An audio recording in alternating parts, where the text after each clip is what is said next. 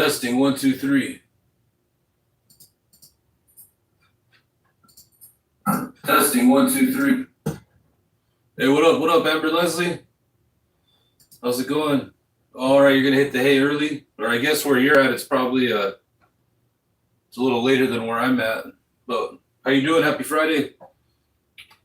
Just gonna check out some clips that happened today, as of today, of some current events.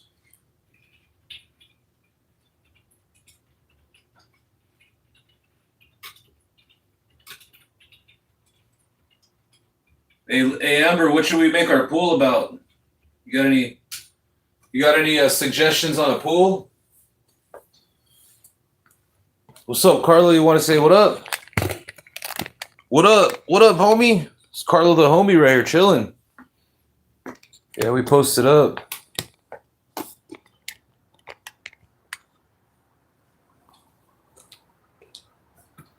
I'm gonna hit play on this. So what up, everyone? It's July 17th, Friday night, 11 p.m. Pacific Standard Time over here in Los Angeles, California.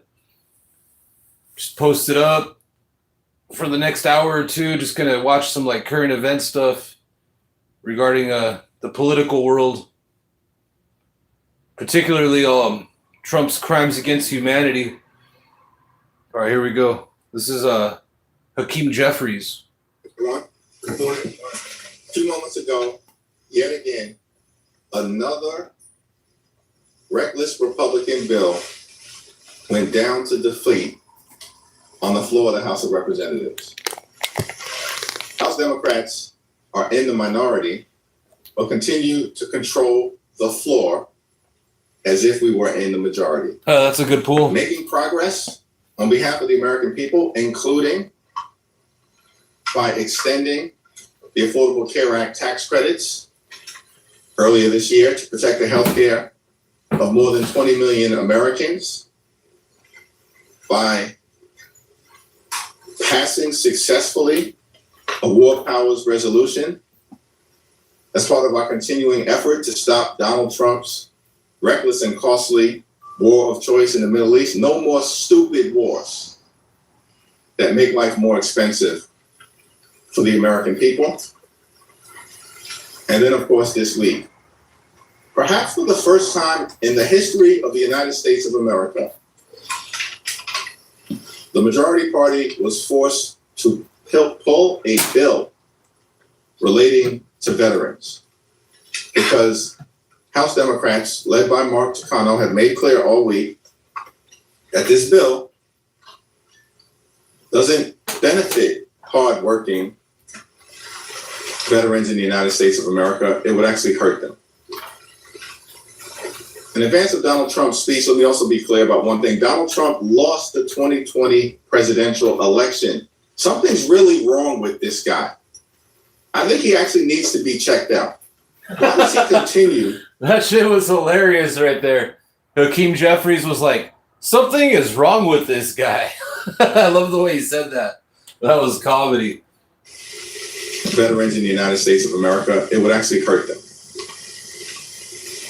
In advance of Donald Trump's speech, let me also be clear about one thing. Donald Trump lost the 2020 presidential election. Something's really wrong with this guy. I think he actually needs to be checked out. Why does he continue to focus on a conspiracy theory related to a 2020 presidential election that every rational person in the United States of America knows he lost? And yet, instead of focusing on actually driving down the high cost of living in an economy where hardworking American taxpayers are suffocating from the affordability crisis, Donald Trump continues to peddle election conspiracy theories. House Democrats are committed to making sure that we have a free and fair election in November. And when that occurs, we're confident that we're going to take back control of the United States House of Representatives. What Republicans are doing, since they were once again neutered on the floor of the House of Representatives, is to advance an America Last budget resolution that will actually provide $60 billion in additional taxpayer money for Donald Trump's reckless and costly war of choice in the Middle East that has left Iran in a stronger position than they were in before this reckless war started, and the American people in a weaker position economically as a result of high gas prices. And yet Republicans continue to double and triple down on Operation Epic Failure. The war in Iran has been a disaster for the American people, and House Democrats will strongly oppose their America Last budget resolution and fight to actually restore the devastating cuts to Medicaid and to nutritional assistance that Republicans jammed down the throats of the American people with their one big ugly bill last year. Question? Leader Jeffries. Thank you. Good morning. On the Israel vote yesterday, do you see the Democratic Party evolving on Israel, or is Israel changing? I think in the Dear Colleague letter that I sent to the caucus, I laid out the position that I believe we as House Democrats will take as we move forward, anchored in several different principles, including our support for Israel's right to exist as a Jewish and democratic state and homeland for the Jewish people, and at the same time, pressing the urgent need to establish an independent Palestinian state that allows the Palestinian people to live with dignity, respect, and self-determination. And that needs to be dealt with urgently.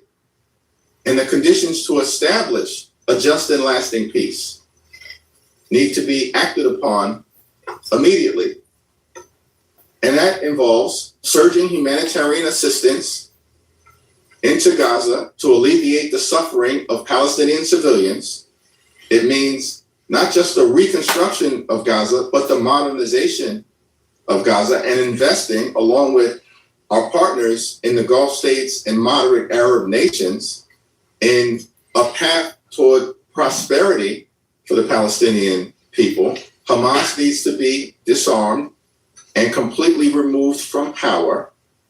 And we need to deal with the out of control settler violence that the Netanyahu administration has allowed to take place in the West Bank. And perpetrators of that violence should be sanctioned and criminally prosecuted.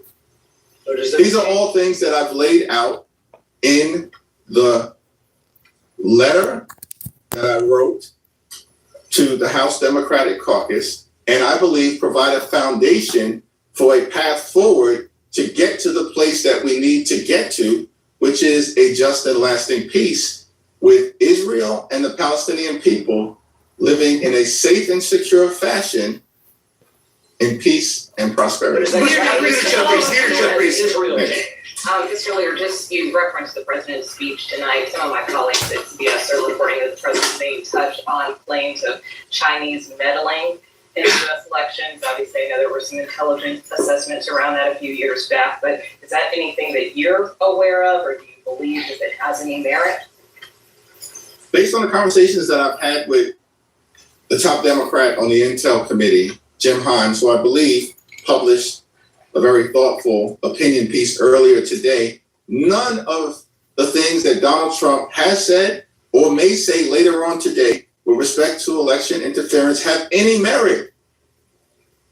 Donald Trump is the conspirator in chief right now. He's the one fanning the flames of conspiracy theories, as opposed to being focused on making life better for the American people. For us, we're committed to making sure there's a free and fair election, and we will have the largest voter protection effort in the history of the country, because Donald Trump and Republicans know they cannot win this election fairly, and we're not going to let them steal it. Leader Jeffries. Thank you very much, Leader Jeffries. You talked about... There's a lot of bass in your voice.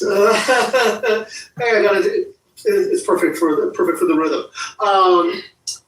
You talked about restoring the healthcare and the food assistance, and you talked about the defense increases. But if Democrats and then there have been 2 killings by ICE. Well, now there's like 3 killings by ICE in the past week. Republicans. Hey, what's up, everyone? Hey, what's up, the Granola crew? Shout out to Utah. What's up? What's up, Kat, Jane Doe, Granola crew, McDonald's, commentary connoisseur. I like your name, commentary connoisseur. That's a good one. What's up, John Carlson? The one Mexican 333. What up? What's up, Cindy? Anima, Amber. What's up? What's up, y'all? Hope you guys are all having a good Friday night. Thanks for hanging out. I'm just gonna be playing stuff from like current events in the political world. So we got stuff in the queue. Here's what we got. We got Ma'am Danny. We got Adam Schiff. We got Sheldon Whitehouse. We got Slotkin. We got John Ossoff. Got AOC. We'll be checking all their moves that they made today. And everything that I'm playing is within like the last day or two. So it's all fresh. So yeah, feel free to comment, share your opinions. Appreciate it. Hit the like button. And look forward to having a YouTubeville watch party. $1 billion in increased rice. If Democrats take back the House, will they claw back some of the money that was in the reconciliation bill earlier this year and in the OBBBA that was included last year? Will Democrats claw back some? We've made clear that ICE is completely and totally out of control, that taxpayer dollars should be used to make. Hey, what's up, Bug 101? Madame, Long Bong. What's up, homies? More affordable for the American people, not to brutalize or kill American citizens or violently target law-abiding immigrants, as we most recently have seen in May. That's been our position. We believe in a safe and a strong and a secure border. We also believe, at the same time, that immigration enforcement in this country should be fair, just, and humane. That's not what's taking place right now. And our position throughout the year has been very clear that this entire situation with respect to ICE and their brutal behavior toward American citizens and law-abiding immigrant families has to come to an end. That ICE needs to be forced to conduct themselves like every other cop, police officer, and law enforcement agency in the country. And that's our objective. We've also made clear that Donald Trump's violent mass deportation machine doesn't get a dime from House Democrats. That's our position this year. And unless things change next year in terms of the way in which ICE conducts itself, our position as House Democrats, I assume, is not going to change. Thank you. This week it seems like you've indicated that the handling of the Massey Amendment kind of provides a preview of how House Democratic leadership would handle the Israel issue in the next Congress if you're in the majority. I'm just curious what that looks like practically. Will you not whip votes on Israel if you're in the majority? Will you not bring so many of these bills to the floor? What does that look like to you? I think the letter pretty clearly laid out, as I amplified in my remarks earlier today, how we plan to proceed in terms of fundamental values on these issues. The situation relative to the United States relationship with Israel, the Palestinian people, and policy in the Middle East has to change because the current status quo is unsustainable. And our approach will be one that is broadly inclusive, lift up the values that I talked about in the letter, lift up some of the bills that I talked about in the letter, while also recognizing that Israel is an ally of the United States of America in the fight against terrorism, whether that's Iranian-backed proxies, Hezbollah, Hamas, or the Houthis. And I think the way in which we'll try to approach this issue is similar to the way in which we try to approach every issue: thoughtful, inclusive, involve dialogue across the entire spectrum of the House Democratic Caucus, and then be able to land on the highest common denominator, but being guided by the effort to actually create a just and lasting peace between Israel and the Palestinian people. Like Jeffrey? Sorry, go back to the side again. Thank you, Leader Jeffries. Again, on Israel, I want to go a little bit deeper into your letter. You say that U.S. policy in the Middle East requires a major reset. Are you talking about this reset happening under this presidency, or is this your party's vision for post-Trump presidency? And specifically, if you can talk a little bit more in the context of the current 10-year memorandum that is going to expire. I think in the context of the 10-year memorandum of understanding that was originally entered into by President Barack Obama, I've kind of laid out the path that I think we need to take moving forward in the letter. And I believe that that's a foundation for us to talk about how things can be done differently when we move forward under the leadership of the once and future chair of the Appropriations Committee, Rosa DeLauro. There was a closed-door tabletop exercise this week with House Democrats about the 2026 elections and how you all are preparing. Were you at that meeting? And also, just more broadly speaking, when it comes to y'all's strategy to combat Trump potentially meddling, I mean, obviously there's a lot of reliance on courts. But beyond hoping that the courts are expedient and go your way, what other kind of steps do you all see as the most practical? Well, it's all hands on deck in terms of the effort. And it's House Democrats, it's Senate Democrats, it's the governors, it's the Democratic Attorney Generals Association, it's the Democratic Secretaries of State Association. We're working with our state and local legislators, mayors. Of course, we're working with civil society. That includes good government groups, civil rights groups, democracy protection groups, organized labor, and the faith community. It's all hands on deck. It's been ongoing for months, and we'll continue to intensify our efforts as we get inside of 100 days, a week from this upcoming Sunday. At the same period of time, I was not part of the exercise, but was involved, of course, working with Congressman Joe Morelli in the preparation for it. He's been doing a tremendous job in working on this issue, both with caucus members traveling the country and working with stakeholders. And stay tuned, there'll be more to come. Thanks. Sorry. Oh, thank you. I wondered what you thought President Trump was trying to achieve with this primetime address. And also, you said that Trump and Republican extremists are trying to steal midterms. Isn't there a responsibility to be careful about the kind of language you use following January the 6th? Donald Trump and Republicans are trying to steal the midterm elections. Thank you, Mr. Leader. You just laid out the campaign kind of what House Democrats will be doing and have done to not only protect the election, but make sure that it's free and fair, as you said. Tomorrow is the 6 years since John Lewis passed away. I know that you had a relationship with him. I know he meant a lot to the caucus. I'm wondering if you can speak to how his legacy kind of informs how you all are approaching the lead up to the election and making sure that this is a free and fair election, given that he dedicated not only his private life but his public life to making sure that folks have voting rights. And I know that's something that matters to you, so I'm hoping you can speak to that given tomorrow's anniversary. It's a high honor and a great privilege to have served with Congressman John Lewis. I mean, such a phenomenal thing. I had his support actually when I first ran in 2012, and to have earned his support in that. Hey, what's up, Rock James? Yeah, that's a good assessment right there. For sure, Rock James, that's a good comment. In my entry into Congress, in and of itself was amazing. And then to have the opportunity to serve with him, learn under John Lewis, be inspired by him, was an incredible experience and will always be one of the most important parts of my public service journey, no matter what happens moving forward. And he's a heroic, iconic figure, one of the greatest leaders the country has ever seen.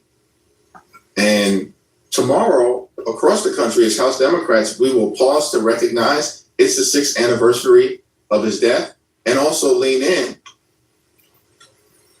to the good trouble that John Lewis would want us to get into to turn around these Republican-inspired voter suppression efforts, to turn around these Jim Crow-like tactics, and to make America the best version of herself. Thank you, Leader Jeffries. On the Republican stock trading ban bill coming up for a vote next week, Democrats have said they opposed it. I guess what will Democrats' campaign response be to Republicans who could use Democrats, voting against it as a midterm election campaign point? Stock trading ban that Republicans are going to put forward potentially on the floor next week. We've heard a lot about bills that they're going to advance, and that continues to fall apart. They were supposed to bring a regressive veterans bill to the floor today, and we forced them, along with a handful of Republicans, to stand down because Democrats were unified. Now, next week, we'll see whether they're ultimately able to move anything. But if Republicans were serious about cleaning up corruption in this town, they would start at 1600 Pennsylvania Avenue. Donald Trump has unleashed an unprecedented smash and grab offensive on the American people.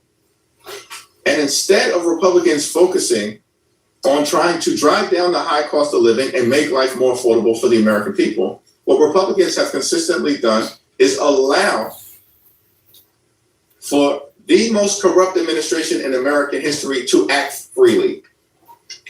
Donald Trump is running a crime family in terms of his administration. He's an organized crime boss. And House Democrats are going to hold him accountable, and they're going to clean up corruption and make sure that when we pass a stock trading ban, it will apply to members of Congress along with the president, the vice president, and members of his corrupt administration. Thank you, everyone. Yeah. This is a crazy timeline we're in, guys. Like we got political parties calling the other political parties a crime family. Like during press conferences. All right, let's go check out John Ossoff. Spirals, and as prices keep climbing for families across. All right, this is John Ossoff from earlier today. Senator, thank you very much for joining us tonight. How did you do it? How did you figure out what Donald Trump was going to say tonight? Lawrence, thank you for having me. And tonight I heard a failed president desperately casting about for excuses to meddle in the upcoming election if he can, or to discredit the result when he loses decisively, as I expect he will. I heard a president who, as his war spirals and as prices keep climbing for families across the country, is, as always, focused on his personal grievances, focused on his personal shame and humiliation, and above all, focused on his personal fear of the accountability that will come when we win this fall. But this is important, folks, and I want you to hear me out when I say this, because I also heard a president clearly signaling his intent to attack these elections and to undermine voting rights. And you know it's going to be right here in Georgia, the critical battleground state. Look, we have an opportunity this fall to deal a rebuke so decisive that no president will attempt abuses and corruption like this for centuries. That will be a great service to our republic. But he is signaling his plans to come right here to Georgia, attack the election and undermine voting rights. And I'm asking folks to take action right now. Grab your phone, grab your laptop, go to electjon.com, answer the president tonight overwhelmingly. Do this thing, chip in, join our team, help us get out the vote and protect voting rights. You told reporters today at the Capitol reminded of everyone, all of us, about Donald Trump's criminal phone call to the Secretary of State of Georgia asking for more votes. And you told us we should play that, which we did in this hour. It's how we began our coverage tonight, was to hear Donald Trump's voice once again committing that federal and state election crime of calling and saying to the Republican Georgia Secretary of State, I just want to find 11,780 votes. And every time you hear it, you're hearing the person who tried for the biggest cheating and interference in presidential elections in history. And there he was trying to preach against tonight, and he used this phrase, cheating and interference. Well, that's right. He tried to steal the presidency when he lost it the first time. And that's why we can't be complacent. That's why we cannot dismiss this threat to voting rights. He's making his intentions very clear. And Lawrence, it's not enough just to be alert to it. We have to take action right now. If the effect of the president's speech is that everybody tuned into this broadcast right now goes to electjohn.com and helps empower my team to do what we need to do to win in Georgia, then we're taking effective action to fight back. Jim Himes offered the scenario in your particular election earlier in this program tonight. The vote, he's imagining a world in which the polls are closed, it's the election night, you're winning, the pattern is showing that you're winning, maybe even the networks are calling it for you at that point, and Donald Trump sends in federal agents to seize the ballots in Georgia. Jim Himes, one of your counterparts on the House Senate Intelligence Committee, now believes that is not just possible, but that could very well be Donald Trump's plan and intent. What could Georgia do about that? Look, I think we can't put anything past this man. He is depraved, he is amoral, and above all, he cares exclusively about himself. And that is why we need to win here in Georgia by overwhelming margins. We can leave nothing to chance. I want folks to know, though, that by attacking voting rights in Georgia, he is not deterring or intimidating anybody. He is galvanizing defiant determination to stand up to this president and to vote like Georgians have never voted before. But we have huge work ahead of us to mobilize the kind of massive, overwhelming turnout necessary to win decisively in this crucial battleground state. All right, that was John Ossoff. Let's go see what's up. Let's go see what's up with Adam Schiff. To get, first access. All right, so this was Adam Schiff from earlier today. Democratic Senator Adam Schiff of California. So, Senator, I have not seen any action in Congress to move forward with a bill that would ban both congressional and presidential stock trading since last year when President Trump lashed out at Senator Josh Hawley for supporting that bill. Is that legislation completely dead? It's not completely dead, but I think it has at least some measure of bipartisan support, much more overwhelming on the Democratic side. But Republicans, even that are in agreement with us that we should ban this practice, they hate crossing the president. And the president having singled out one of them, that's a strong deterrent to actually putting in the hard work to get it done. And obviously this isn't going to move in either house unless Republican leadership is willing to move it. So there's a lot of social media networks that sell traders access to an early data feed. But Truth Social is special because the president has a stake in it, and that's where he posts. And we learned today that Truth Social will sell Wall Street firms quicker access to posts from President Trump, and his posts move markets. He posts something and, negative about company X, it affects company X, and now they're offering Wall Street quicker access to see these posts. Yes, I think these two stories are very closely interlinked. In the first one, what people I think need to recognize, this is not a blind trust that the president has. So when the White House says he has no advance notice of what his portfolio manager is buying, that may or may not be true, but he finds out about it once they buy it. And when he later that week posts something favorable about that company, he knows that money, that extra value goes into his pocket. And now this added story about how you can pay a premium to get first access to his social media posts that move markets. If you'll give him a cut, that's basically what it is. He gets part of the profits of Truth Social. This is the president saying, give me a cut and I'll give you the opportunity to make money off my statements, just as I make money off my own statements. Let's turn to the president's address this evening. The White House says that the president's going to talk about the security of U.S. elections. He has actually, because it's hard to argue that the 2024 elections were fixed, given the fact that Republicans control the House and the Senate and the White House. So if you guys are fixing elections, you're not doing a very good job, I have to say. But he has singled out Spencer Pratt losing the mayor's race in Los Angeles. What's your take on that?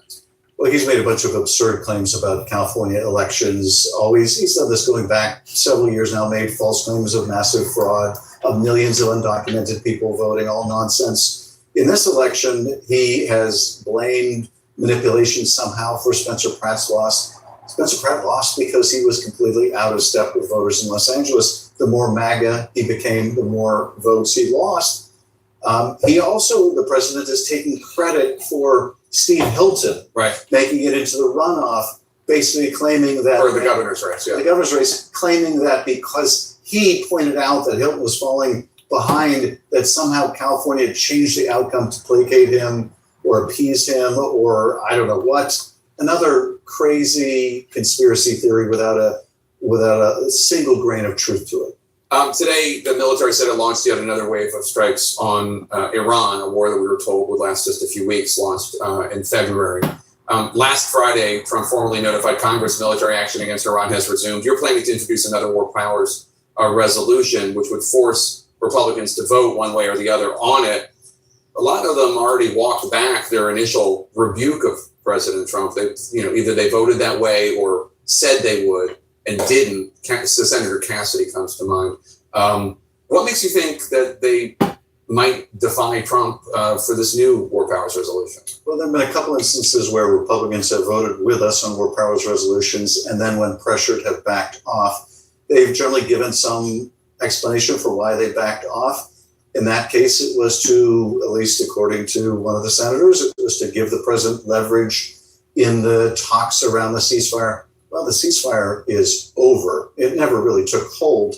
But now that we're back in a full military exchange with Iran, now that the president is contemplating even potentially putting troops on the ground, I would expect we will get more support. Some of the people who voted with us before will vote with us again, and we might get new people voting with us. As this war has gone on and on and on, the support for these resolutions has only increased. And it increasingly looks like we're in a quagmire now where the president doesn't know what he's doing, doesn't know what to do, announces we're going to charge tolls in the strait, something he said was illegal, and then 24 hours later says we're not going to charge tolls in the strait. So I think the incompetent handling of the war, the risk that the war may escalate again, and the fear, frankly, a lot of Republicans have that he is killing their chances in the midterms may motivate Republicans to vote with us. Tell the story why. Those are very easy to get. All right, so there's Adam Schiff laying down some facts. All right, let's move on. Let's go check out Senator Slotkin, see what she has to say. Before we check out Senator Slotkin, though, my executive producer just said we got to go to a commercial break. So let me play this commercial real quick.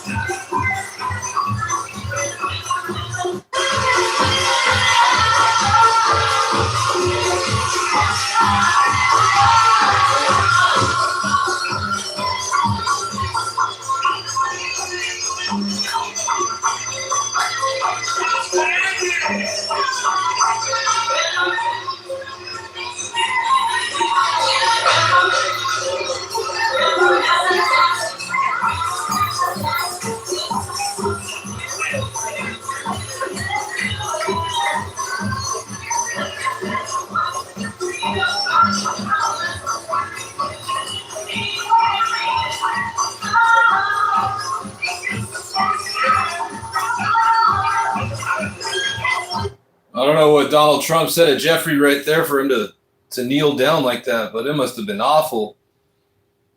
A conversation between two evil, depraved men. Not even men.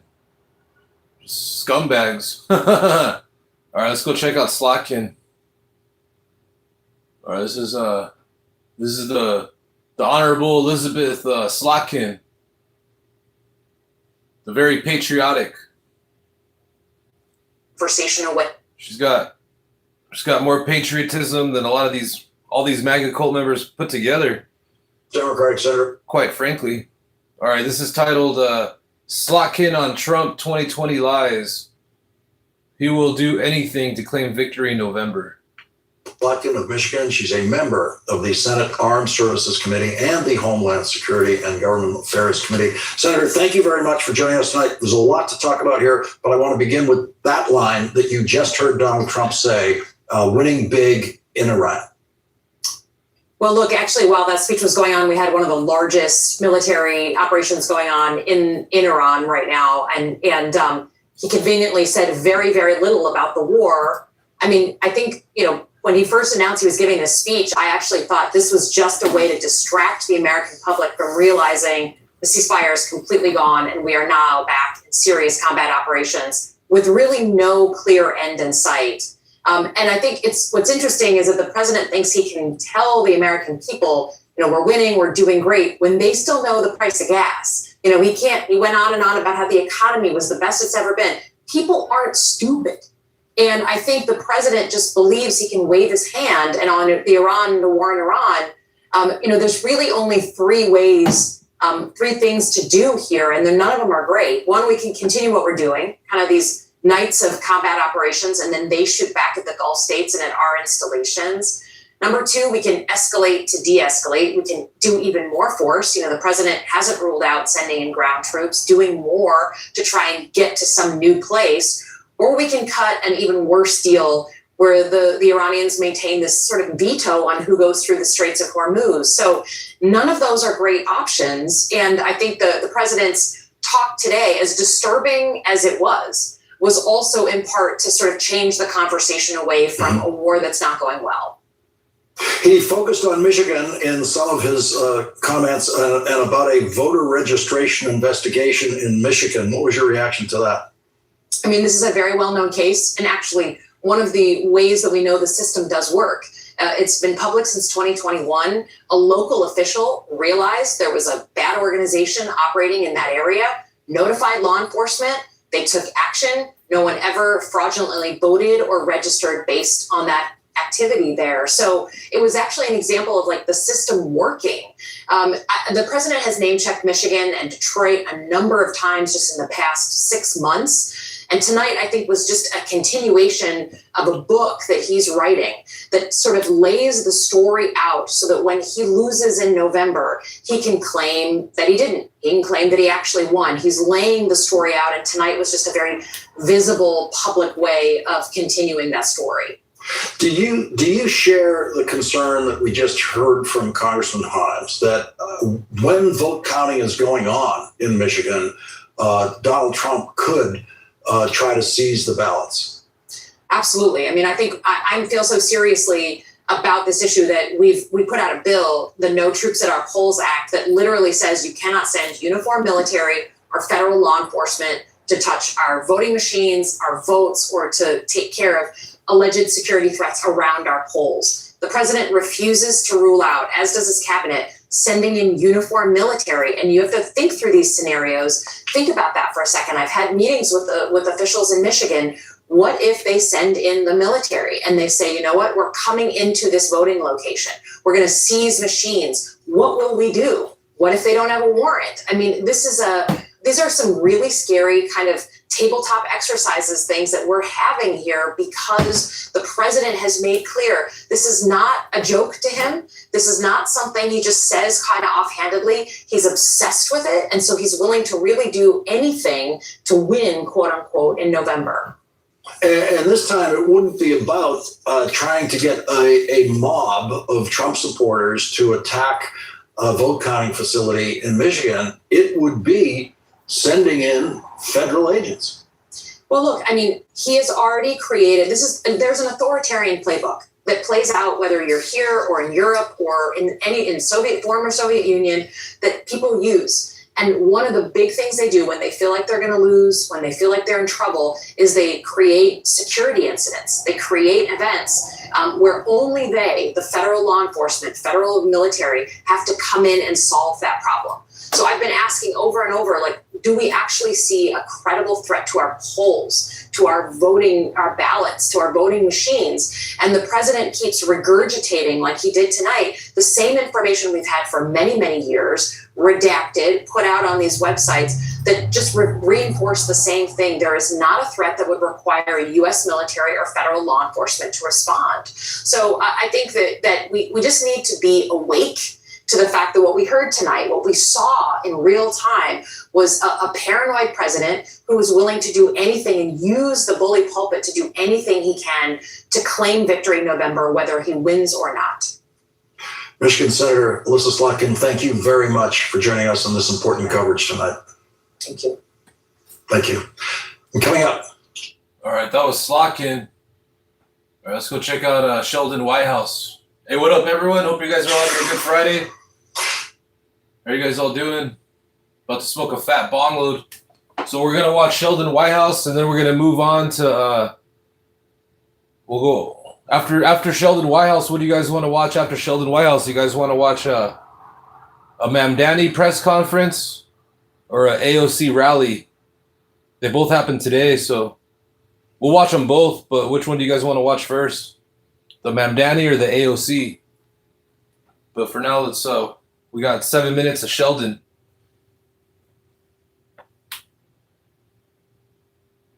Right, Senator Sheldon Whitehouse of Rhode Island. All right, this is titled Sheldon Whitehouse talks about Blanche's appalling nomination hearing.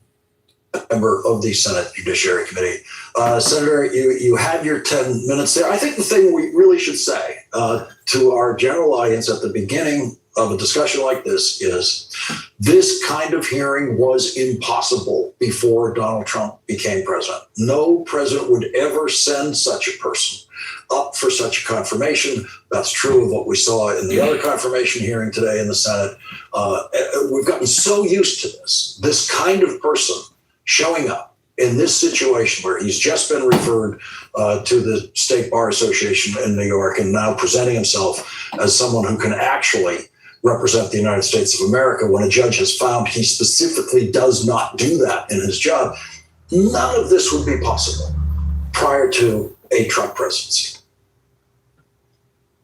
Yeah.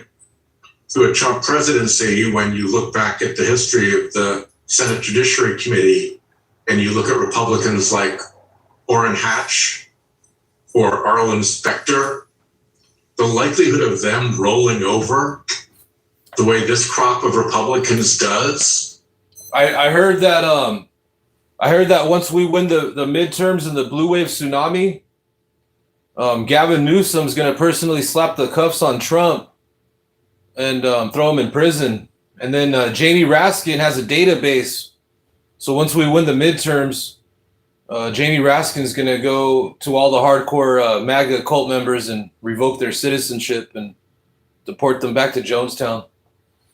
In the face of obvious falsehoods by the witness, in the face of a judicial finding that this guy colluded, did a fake lawsuit in order to gin up the slush fund and immunity for his former personal client. I mean, the fact pattern here is beyond astounding. And as horrifying as the conduct of Blanche is in all of this, the fact that the Republicans on the Senate Judiciary Committee seem just okay with that kind of behavior, with that kind of destruction of the norms and decency of the Department of Justice, it's really hard to know which is worse.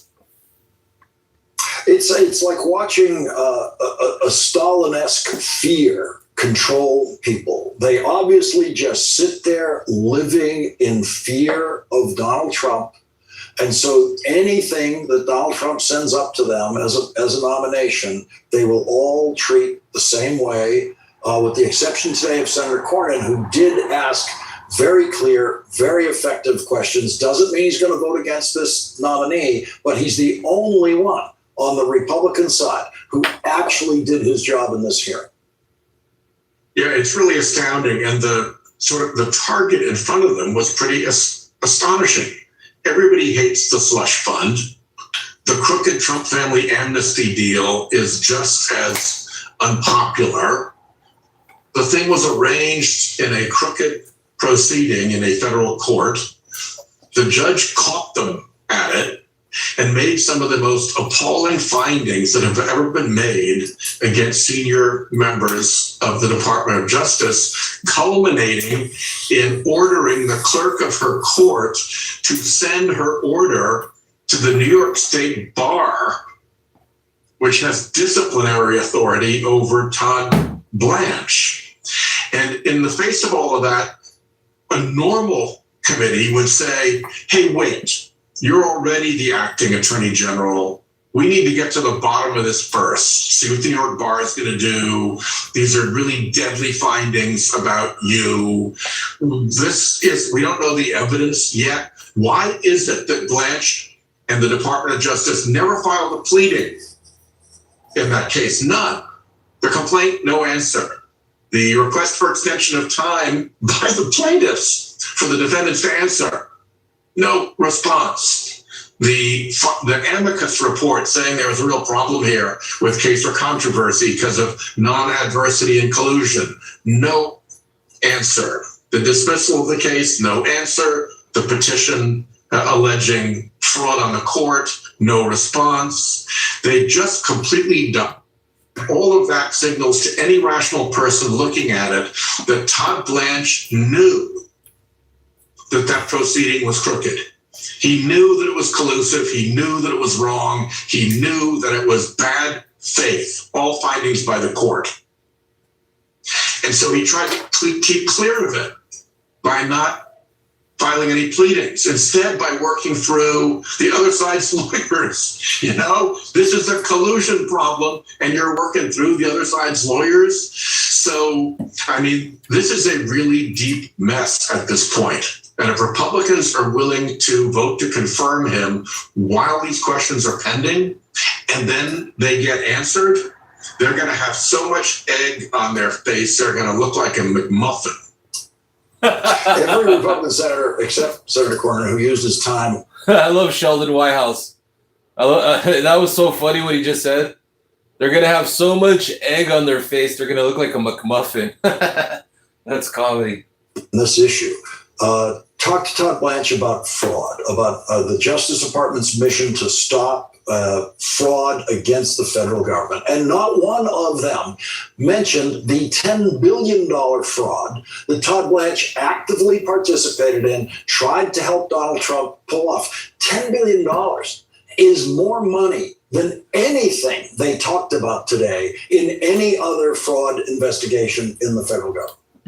Yeah, and a fraud upon the court to produce the fraudulent $10 billion. It's like double stacked fraud. And by the way, you'd think there'd be a sense of irony about talking about fraud with a client who got convicted of 34 counts of fraud with this guy as his lawyer who ran like Trump University and Trump Steaks and put just... Hey, what's up, Fun in the Sun? That's what makes it so funny is that it's really not that funny. But Sheldon Whitehouse thinks it is funny, so it makes it funny. The bankruptcy, it's the whole thing just is so stunning. And the idea that all these Republican senators, like the see no evil monkey, can just sit in a big line along the dais and lap it up is appalling. It's just unbelievable. Senator Sheldon Whitehouse, thank you very much for joining us tonight. All right, that was Sheldon Whitehouse. All right, let's move on. Let's go check out, let's go see what's cracking with the homie Mamdani. Let's go see, actually, you know what? Let's see what's up with AOC, and then we'll check out Mamdani. All right, so we're gonna be playing 18 minutes of AOC and another like 30 minutes of Ma'am Danny. So MAGA cult members, hopefully you guys got 45 minutes worth of tissues for all your MAGA tears, because here comes AOC. AOC is one of those politicians. As soon as you play her, the MAGA cult members just come out of the woodworks and share their 2 cents. It came from watching what happened in Memphis. All right, this came out 5 hours ago. This is titled AOC Speaks at Memphis GOTV Rally for Justin J. Pearson. Hello, Memphis! How are we doing tonight?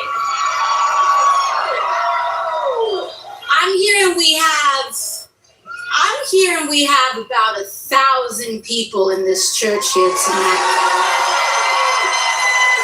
On a Friday night, not too bad. It's so good to see each and every one of you all today. Good evening. You know, it's so special to be here. This is my first time ever in Memphis. And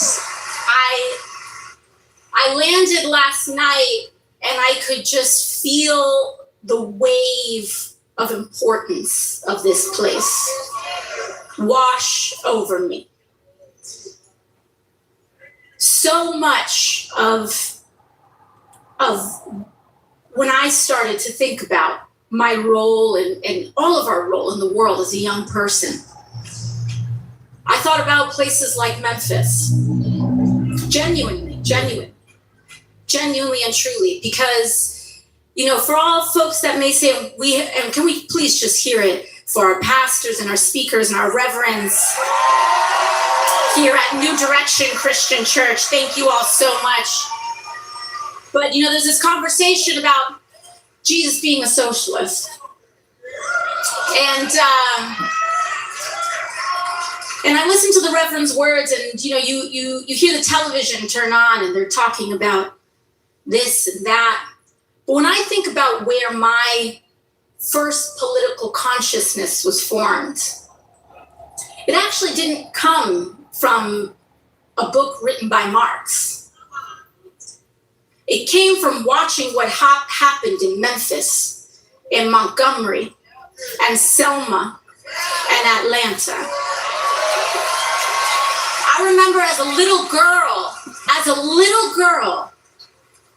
I read this children's book called The Watsons Go to Birmingham.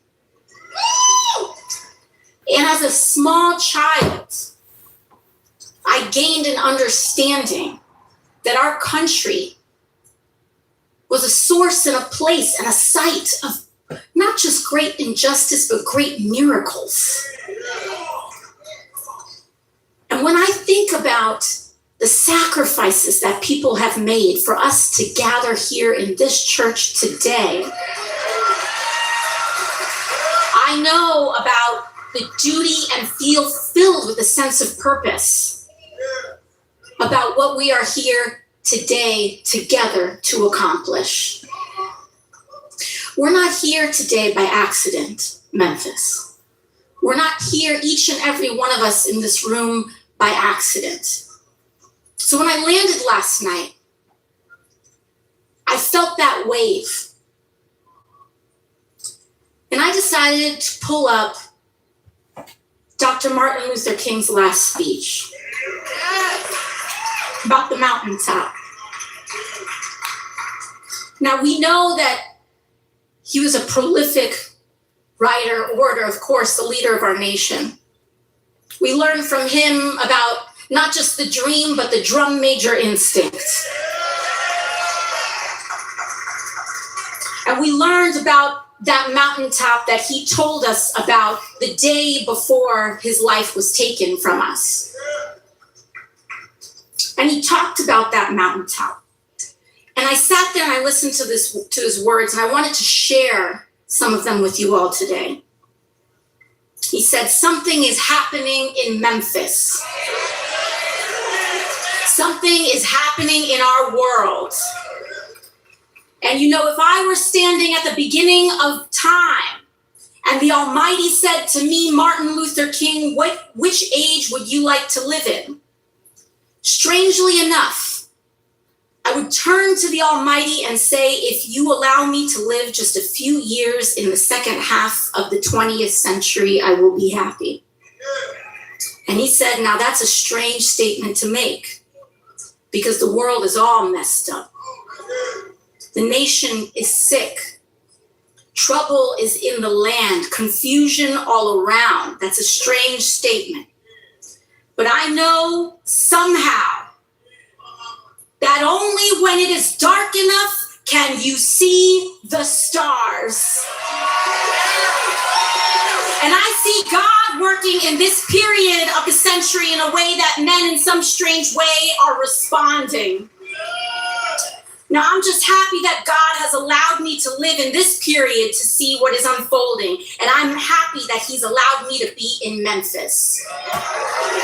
And I feel the same way sharing this with you all tonight. Because we are here to pick up where King left off 58 years ago. He told us that night that we must develop a kind of dangerous unselfishness in order for us to prevail. Earlier today, we walked through and we saw what was happening here in Memphis. We sat at an intersection and I could see on this side of the street a methane plant, on that side of the street coal ash plant. You all know coal ash is more radioactive than nuclear waste. Over here, wastewater plant. Over there, the gray water plant facility from the new XAI data center. And all of this within 1 or 2 blocks of each other. I mean, I'm from New York. I say blocks. I don't know. I don't know how we share it out here. And the thing that we have to see is not just these facilities, but the human beings that surround them. Because outside of that, across the street from that, I saw little girls with asthma, their grandmothers with COPD, their inhalers and their chemotherapy. And who's paying for that? Not the folks requiring them to need it. This is the darkness. But this is what it takes for us to see the stars. And we have a star here in Memphis with Justin J. Pearson.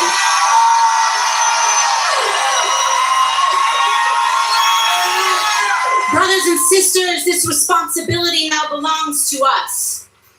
And that's exactly why we must send him to Congress. I think about this because 58 years ago,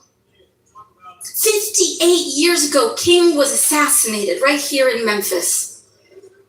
58 years later, to the month, the Supreme Court gutted the Voting Rights Act. And 58 years later, you could set your watch to it. What was the first place they went after to redraw the seat? Memphis. That wasn't an accident either. That was not an accident either. And the efforts that it took for them to get to that moment, we must double as we descend here on Memphis to organize and care for our brothers and sisters. We cannot afford to leave Tennessee behind. We cannot afford to leave Kentucky behind, Alabama behind, Mississippi behind, Georgia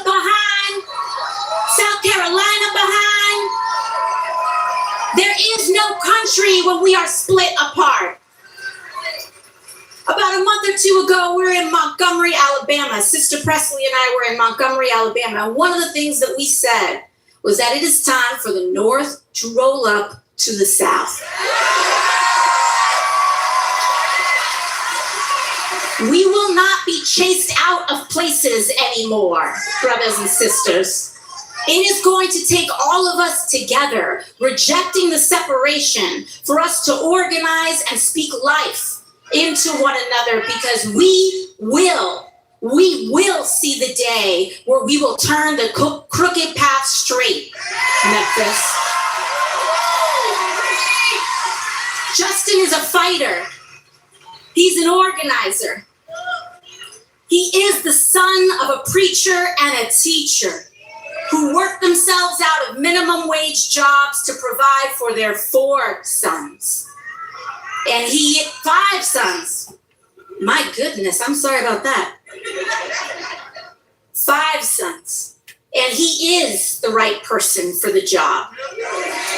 Because long before Justin ever stood on the floor of the Tennessee House fighting for dignity, he grew up in Southwest Memphis, the most polluted area of the city.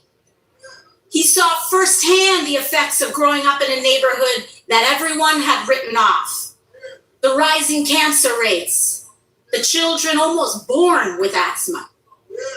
So when an oil company planned to push a crude oil pipeline through a historically black neighborhood, putting an entire community's health and drinking water at risk, Justin refused to stay silent. He went door to door. He packed public meetings with neighbors. And against all odds, together with the people of this incredible city, they forced 2, not 1, but $2 billion corporations to abandon their polluting projects. That's what Memphis does. It rises up and it fights back. We cannot listen to the siren call of those voices that say what we do doesn't matter, that we don't matter. Oftentimes, people. Hey, what up, everyone? How you guys all doing? What's up, Francie Lobo? What's up, Joe? What's up, Dos Bagos? Possum Holler, what's happening? How you doing? What's up, Fist Rail? Hey, Sizzle Moonsong, good to see you. How are you guys all doing? What's up, Richard? What's up, Rock James? What's up? What's up, Manuel?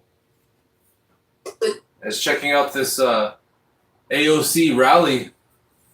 Folks of us are being something like That happened earlier today. too woke. It's because they don't like when we wake up. Because when people wake up, Memphis, we stand together. When people wake up, they stand for their wages. When people wake up, they kick out the corporations giving us cancer. When people wake up, we demand that billionaires pay their fair share. When we wake up, our schools get better. When we wake up, we fight for guaranteed health care for every American. When we wake up, we realize all that money we're spending on bombs abroad could be spent on schools right here at home. So yeah, they're calling us too woke because we're realizing that the math isn't adding up here in America. And it is long past time that we help our brothers and sisters wake up too.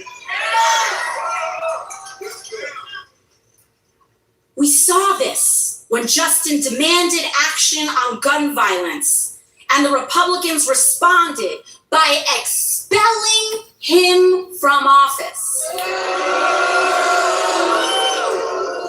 And then you sent him right back to serve in the Tennessee House. You see, Justin's story has never been just about one man. It has always been the story of Memphis. And this election is the latest chapter of that lineage.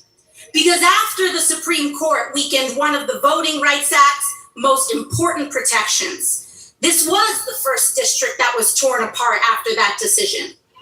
Tennessee's only majority Black congressional district.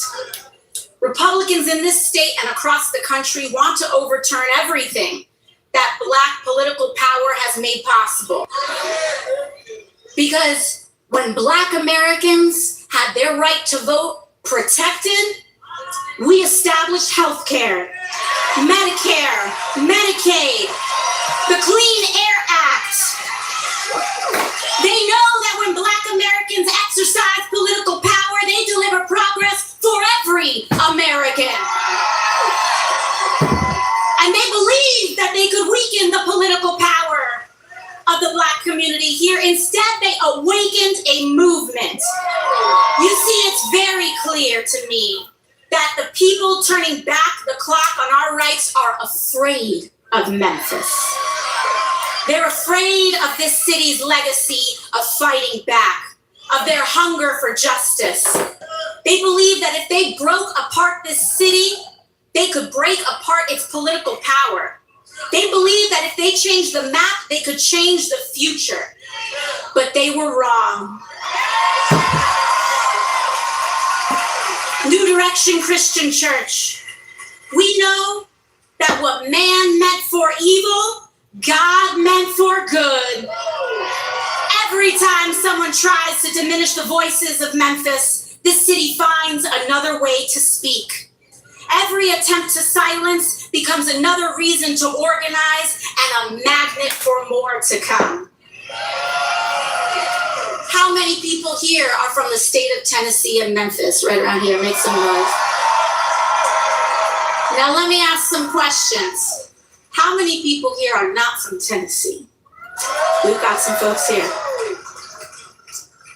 We've got people who are answering the call. Because Memphis, we want you to know that you are not alone. Hey, yo, what up, Sizzle? Hey, let's go easy on the timeouts. You know, we got free speech over here. It's all good. I mean, as long as nobody says anything like racist or any kind of violence, you know, people are free to say whatever they want. But I mean, I get it, Sizzle, you know. But yeah, it's nice to hear from everybody, you know, because it makes for good conversation. I know that we've got some folks from New York that made the trip to come down here as well. This is what it's going to take. Because we saw the flares have been going up. The call has gone out. The call has gone out in Montgomery. The call has gone out in Atlanta, in Selma, in Memphis, saying it is time to come. And people are starting to answer the call to support your all's leadership. All right, cool. Thanks, Sizzle. Appreciate it. And I totally understand you. But it's Friday night, you know. Sometimes people, you know, they might be drinking or something, so it's all good. Little YouTubeville watch party. Example. And it starts in small actions like today, but it's not going to stop today. Because again, what began as an attempt to weaken this power has become an opportunity to strengthen it. What was intended to divide has become an opportunity to organize. What was intended to silence has become an opportunity to speak louder than ever before. And tonight, we have the opportunity to finish a story that others thought that they had written and carved up. They think they drew a Republican district. What they don't know is that they just woke a lot of people up.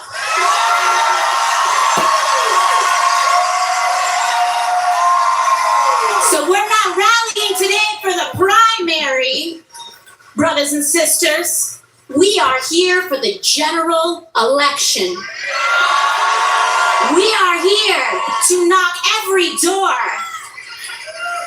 and make those holding that pen of injustice, carving up that map, regret the day they ever dipped the ink in the well. It starts with Brother Justin J. Pearson. It does not end with Brother Justin J. Pearson. Are we ready, Memphis? It is my honor to introduce to you my brother and our next congressman,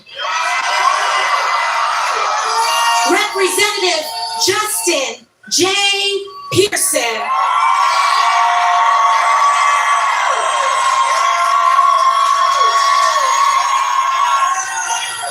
That's awesome. Justin J. Pearson. All right, let's move on. I think they had some kind of interview there. Let's go see what that's all about. All right, this is like related to the same rally, so they had some kind of like a press conference before or after it. But this happened today. All right, here we go.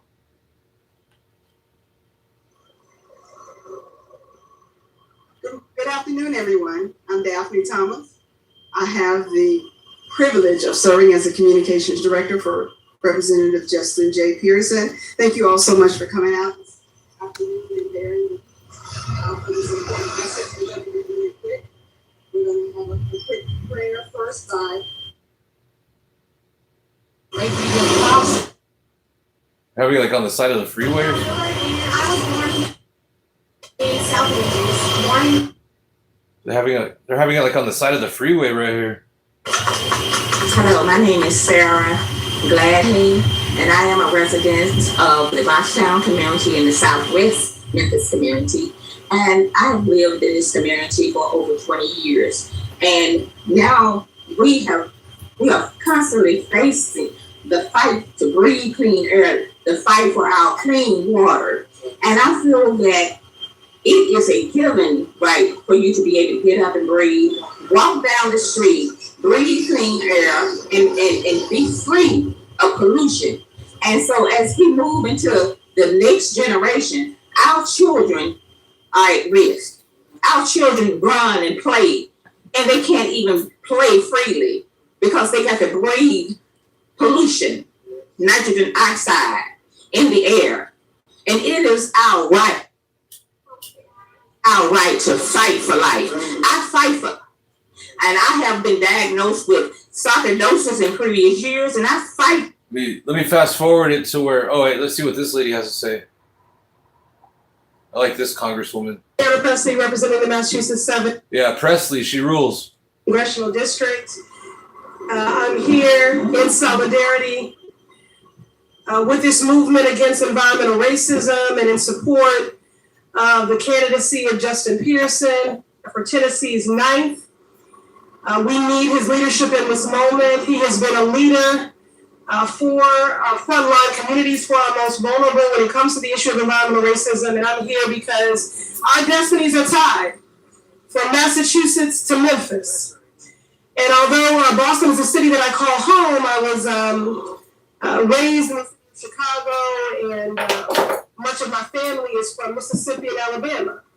And I used to spend my... Damn. I'd listen to her more, but her microphone's messed up. I really want to hear this Justin J. Pearson. Let me fast forward. Oh, wait, AOC's right here? Let's see if her audio's better. My name is Congresswoman Alexandria Ocasio-Cortez, and I'm just here to uplift so much of the leadership that is happening here in Memphis. All right, so they're promoting and hyping this Justin J. Pearson dude for a rally. So everyone vote for Justin J. Pearson if you're in Tennessee. So much of the organizing and folks in communities that are starting to put the pieces together. Because as we started to speak to people here in Memphis, I started to hear things over and over again about what they are dealing with down the street from this data center. COPD, asthma, lung cancer. And we also know You could probably like make money off the MAGA cult members by placing bets on how many times you see commie in the chats. You could probably do bets on how many times you see the MAGA cult members type in the word "commie" in chats. Facilities like these, that the problems don't end there. We have to have the courage to stand up against projects that hurt people. And unfortunately, for reasons that I know boggle many of our minds here as everyday Americans, there are far too few people in positions of power that are willing to tell the truth about what is happening. These are making people sick. And it shouldn't matter where you come from or who you are or even what party you ascribe to. Our responsibility is to protect the people we've been elected to serve.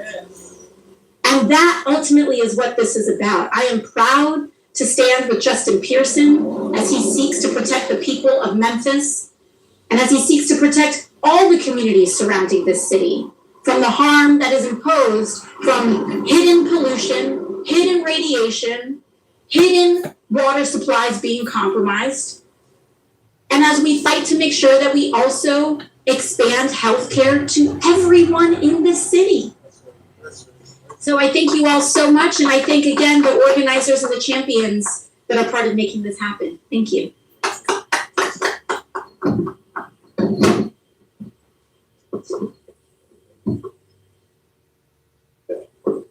Hi everyone, I'm Representative Justin. I have the honor and privilege of representing District 86 in the Tennessee House of Representatives, and I'm a candidate for the United States Congress, District 9. I just want to thank the amazing Congresswomen for being here with us. And I want to thank our amazing community, Raquel Miller, Sarah Gladney, and my big brother Keyshawn Pearson as well. And to Sarah Houston Protect Our Aqua for taking us on a toxic tour this morning with Young Gifted and Green CEO Latricia Adams as well. Yeah, the audio is not very good, but I want to hear what this dude has to say. So it's not very long, so we'll hear what he has to say. It's good enough to understand him, though.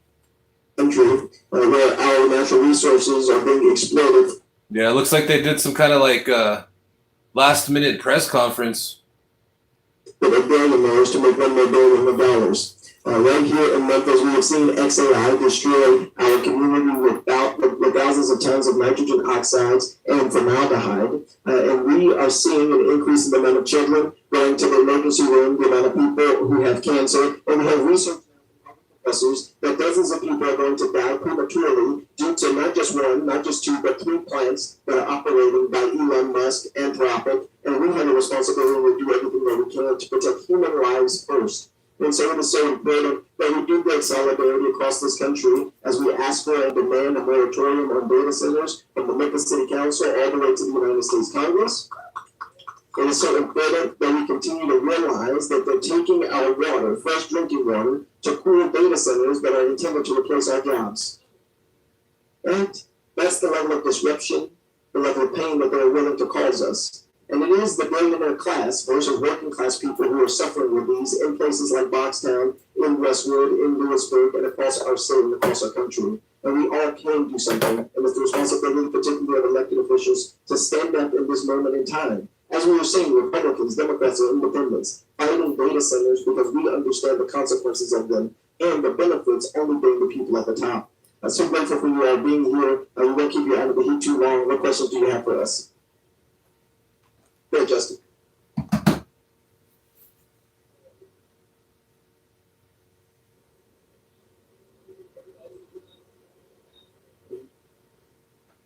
Absolutely. Yeah, what's up with this press conference?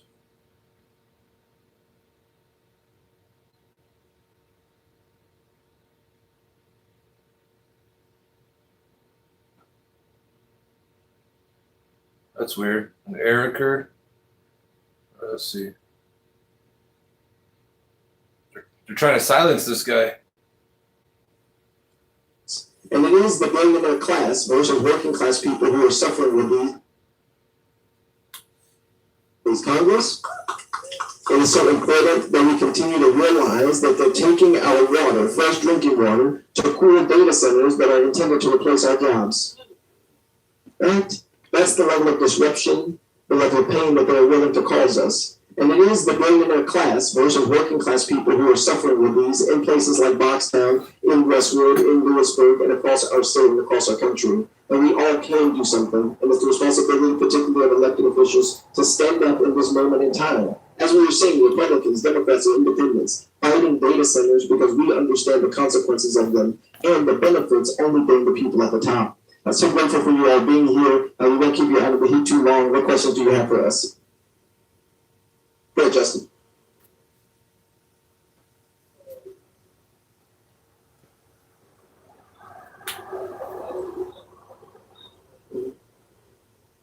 Absolutely, and Latricia Adams has been doing some really good work with the people in Nashville. You have to fight, and you need to pass legislation now.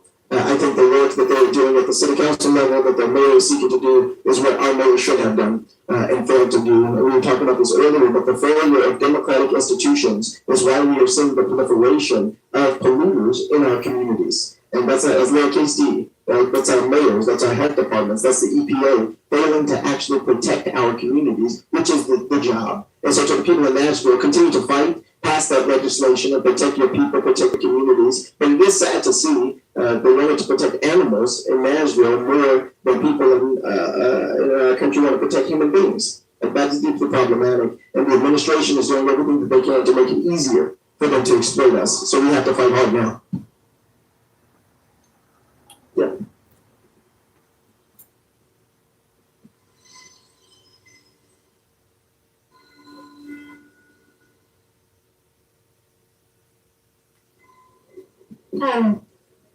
To be honest, it was a lot worse than what I was expecting. You know, just up the street, we stopped at an intersection, and I was shocked to see a public wastewater plant, a data center wastewater plant, a coal ash plant, and a fossil fuel plant all across the street from one another. All within eye line. And when all of that is focused in just such a small area, it is no wonder why so many people around are getting sick. And not only is there what's already there, my understanding is that there's a proposal to bring in several more methane turbines and plants to come in on top of the cluster of what's already here. And we cannot allow the people of Memphis to be treated as expendable and as a dump, because everybody deserves the dignity of health and to be treated with respect. Absolutely. And I would say representing the Massachusetts 7th, which is an incredible district that I have the honor of representing, but it's one of the most unequal in the country. And so being here was a devastating and sobering confirmation again that our destinies are tied from Massachusetts to Memphis, but that these are all choices. You know, these conditions are manufactured. They are intentional choices. And the fact that the ties that bind so many here, other than their pride in calling Memphis home, are those shared experiences of those health disparities, again, which is very similar to my own district, where a 3-mile radius from Cambridge, home to MIT and Harvard, and Roxbury, the blackest part of my district, life expectancy drops by 30 years. We have some of the highest rates of asthma and Black infant mortality. And so, but the other thing is, as devastating as it has been to bear witness to these intentional policy choices and this manufactured harm, it has also been an inspiring sightline into what is possible when working people come together. Rural, urban, faith-based, advocates, activists, agitators, because there have been victories. Victories initiated and led, strategized, and made possible because of the sweat equity of the people here today. And so that's also what I am taking back, is what we can learn from the victories that have been won.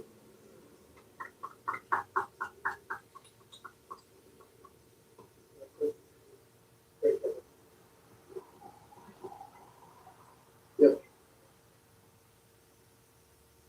6 years.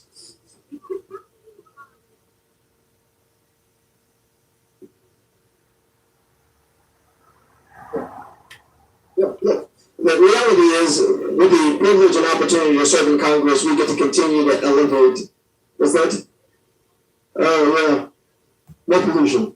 The reality is we are and know that we can use our platforms, as these congresswomen and congresswomen Assembly are doing, to elevate the fights in our communities and across our country, to show the unity, to build the plan, and to build people power to resist what we know are institutionalized forms of white supremacy, oppression, and a capitalistic exploitation that's deeply rooted in the plantation economics of our country. Because it's also not a coincidence that this used to be a plantation in the Inslee Bottoms, and now it is filled with plants that are killing the descendants of enslaved people. In Congress, our job is to fight and advocate for policies like banning the moratorium nationally, but it's also not just to stop there. It's to join communities, to lock arms in communities, to say, well, if they don't pass the law now, at minimum what we can do is elevate the fights of people like Sarah Gladney, elevate the voices of people like Raquel Miller. And that's also part of the job, and it's a more expansive understanding of what democracy looks like.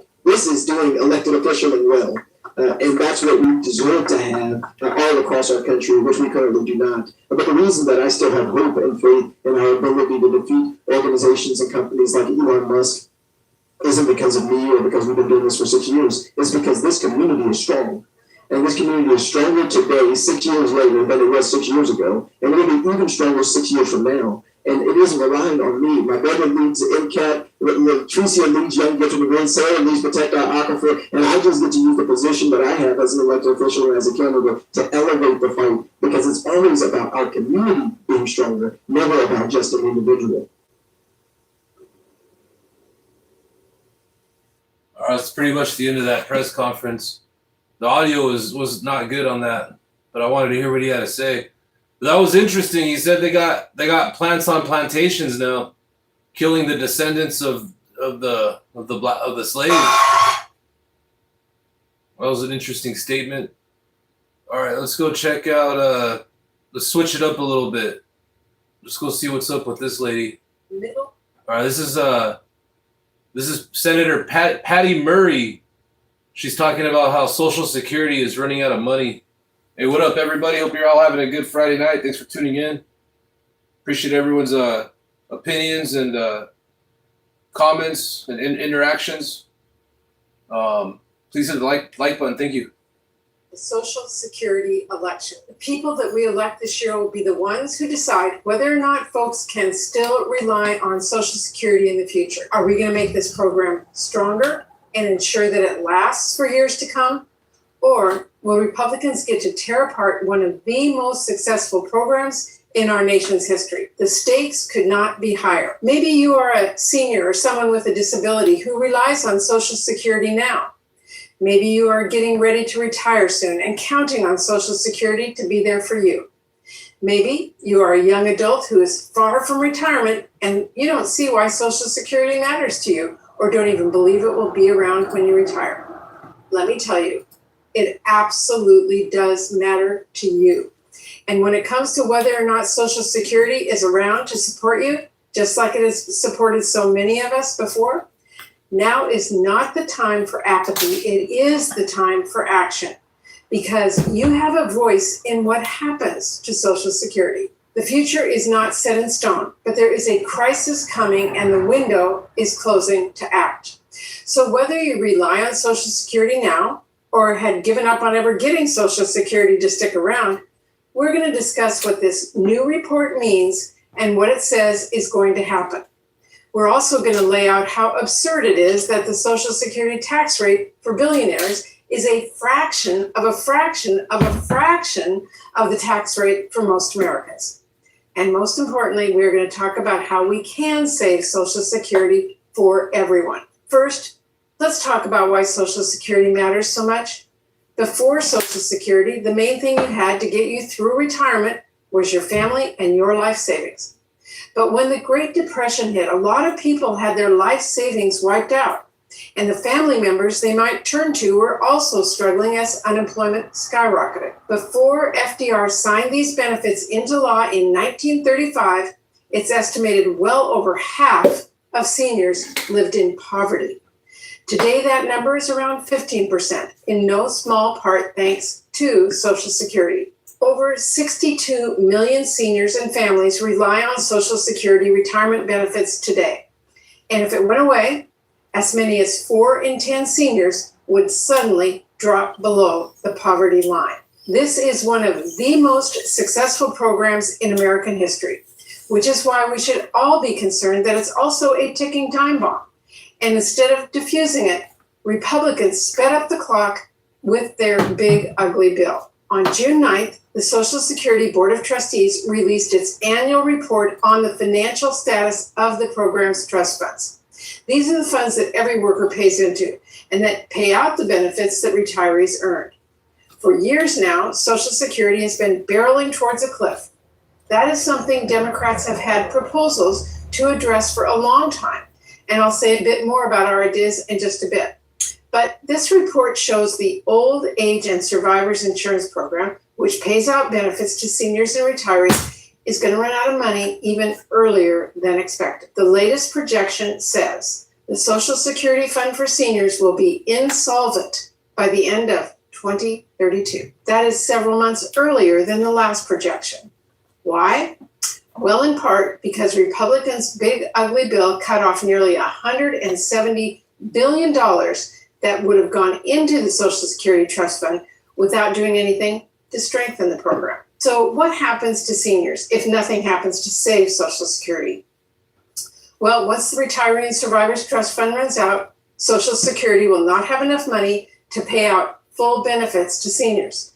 So people who planned their retirement around the benefits they earned, the system they paid into for decades, will get hit with a sudden 22% cut, or about $500 a month. That is groceries for the month gone. It's the utility bill to get through a heat wave safely. It's the copay to refill your heart medication. Cuts like that can turn someone's life upside down. And keep in mind, if the current trend of Social Security having to pay out more than it is able to take in continues to get worse, those cuts will get worse too. That would be devastating for seniors, especially those who live on tight budgets and have few other retirement resources. And again, this is not some distant catastrophe. It is 6 years away. Now, the senators elected this November will be in office when the clock on Social Security strikes midnight. So what are people suggesting we do about this? Well, when it comes to Republicans, I'm not convinced all of my colleagues actually see the death of Social Security as a problem. At the same time that Republicans were cutting programs like Medicaid and SNAP to pass massive tax breaks for billionaires, they also were weakening Social Security without even contemplating how to strengthen the program. Unfortunately, a lot of Republicans don't talk about Social Security like a program we need to protect. They are constantly calling it a scam or a Ponzi scheme and lying about fraud as an excuse to try and push cuts to the program. Now, some Republicans like to make a clumsy effort to hide their plan to cut Social Security. For example, you have Speaker Johnson saying that after the election, programs like Medicare, Medicaid, and then things like Social Security, they have to be adjusted and fixed. We have a plan to do that next year. we all know what he really means, cuts. But occasionally, Republicans come right out and say it, like Trump's Treasury secretaries. Good Lord, Patty Murray. She just played that clip on like full blast. When he was speaking about Trump accounts, he said, In a way, it is a backdoor for privatizing Social Security. Senator Ron Johnson has called Social Security The legal Ponzi scheme. Elon Musk said just about the same. Is the biggest Ponzi scheme of all time. And then there's Trump himself, who said in an interview, quote, So first of all, there is a lot you can do in terms of entitlements, in terms of cutting. The Republican Study Committee has also put forward a budget that would cut benefits significantly by raising the retirement age. That is the crux of the Republican plan so far. Avoid dramatic cuts to Social Security by implementing dramatic cuts to Social Security. Ask seniors and workers to bear the entire brunt of the blow and never, ever, ever ask a billionaire like Trump or a trillionaire like Elon Musk to pay 1 penny more. Suffice it to say, that is not the approach Democrats have in mind. Instead of cutting the benefits people were promised, the retirement they earned over years of hard work and paying into the system, I want to see us take steps that strengthen Social Security. And the simplest thing we can do is just ask the wealthiest people in the country to pay their fair share. And that doesn't have to mean new taxes. It can be as simple as making sure the existing Social Security tax is implemented more fairly. Because right now, the Social Security tax is skewed in a way that lets the wealthiest people in the country totally off the hook. They actually pay the smallest rate, not by some complicated loophole either. It is a simple, easy fix. Because right now, once you reach the income cap, which is currently around $185,000, you don't pay a single penny more into Social Security, no matter how many millions or billions you make.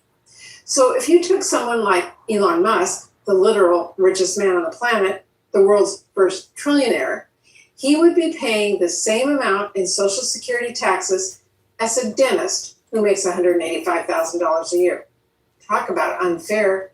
If you run the math to compare what the effective tax rate is for millionaires and billionaires versus everyone else, it is astounding. The Social Security tax rate for that dentist making $185,000 a year is effectively 12.4%. If you are a teacher making $80,000 a year, your Social Security tax rate is the same, 12.4%. If you're a waitress making just $40,000 a year, your tax rate is still, you guessed it, 12.4%. But if you are a hedge fund manager who makes $1 million a year, your Social Security tax rate is effectively 2.2%. If you are a pharma CEO who makes $10 million a year, your Social Security tax rate is basically 0.2%. When you start talking about tech billionaires, they are paying 2 pennies into Social Security for every $1,000 of income. How is that fair? The answer is simple. It is not. And we can fix it by scrapping the income cap for Social Security taxes. That simple step alone would save Social Security for decades. There is no reason we shouldn't get it done tomorrow. And the main reason we can't? It is our billionaire president, his billionaire buddies, and the Republicans in Congress whose biggest priority seems to be showering the rich in tax cuts. But we don't have to settle for Republican sabotage of Social Security. Trump's tax cut bill may have moved up the deadline, and Republicans may be sharpening their knives for deeper cuts. But the American people still have a say in what happens to Social Security. And there are simple steps we can take to save Social Security without letting Republicans cut it, like scrapping the cap so that billionaires pay the same rate as everyone else. Simple, fair, effective. And with a 2032 deadline to fix this problem, that really makes this year the Social Security. Oh yeah, that's a simple solution. It's a no-brainer. It's like it should have already been passed yesterday. Election. Because the senators who are elected this November tax all these billionaires. Be here in 2032 when Social Security is on track to run dry.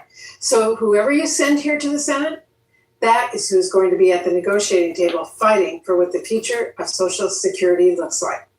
So if you're someone who relies on Social Security right now, or was planning a retirement around it in the next few years, or maybe someone who has assumed Social Security would not be around for your generation, now is the time. Speak up with your voice and your vote. Now is the time to say we do not want to see Social Security turn to dust or get cut to ribbons. We want to strengthen this program so we can keep our word to people who spent their lives paying into it and make sure this program, one of the most successful in our nation's history, is there for generations to come. At the end of the day, there are really two different ways to read the report on the Social Security Trust Fund. You can shrug your shoulders and treat 2032 as the expiration date for Social Security, or You can roll up your sleeves and treat it as a deadline to fix this problem.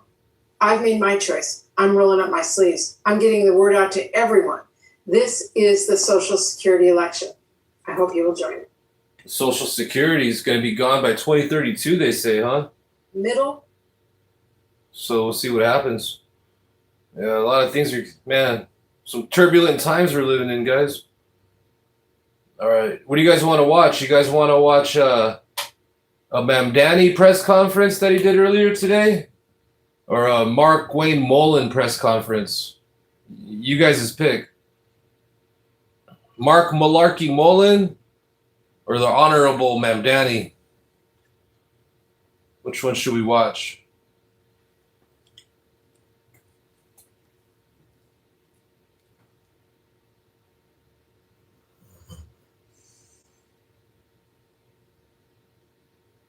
Mamdani? You guys want to watch Mamdani or Mark Malarkey Mullen? All right, let's check out Mamdani.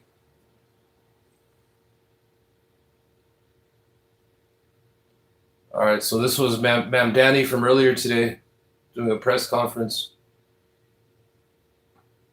So let's check it out. For a very important announcement. What we do here at the Tenement Museum is we tell the stories of everyday people who never ever expected to be the subject of a museum exhibition. We tell the stories of German, Irish, Black, Jewish, Italian, Puerto Rican, Chinese families that lived in these tenements, and they lived in these tenements in a time period that stretched from the 1860s to the 1980s. So we invite you all to come on a tour. I know you're not here for a tour today, but were I to give you a tour related to housing, which is the topic of the day, I would take you halfway down the block to our other building, our first building, a National Historic Landmark at 97 Orchard Street, and I take you into the hallway. And it's in that hallway where every day visitors and school children learn about not just the history of immigration and migration and the history of refugees in this country and in this city, but they also learn about housing laws. Because in that hallway, what we do is we explain how for the first 40 years of that tenement's existence, of that building's existence, there was no running water. There were no toilets inside the building. The toilets and the running water were outside. So what that meant is that all 110 people who lived in that building would be carrying buckets of water. They'd be going back and forth. And then what the educator will do. Oh, I gotta fast forward this lady. I came here for Mamdani. All right, here we go. And I'm so pleased to introduce Mayor Mamdani.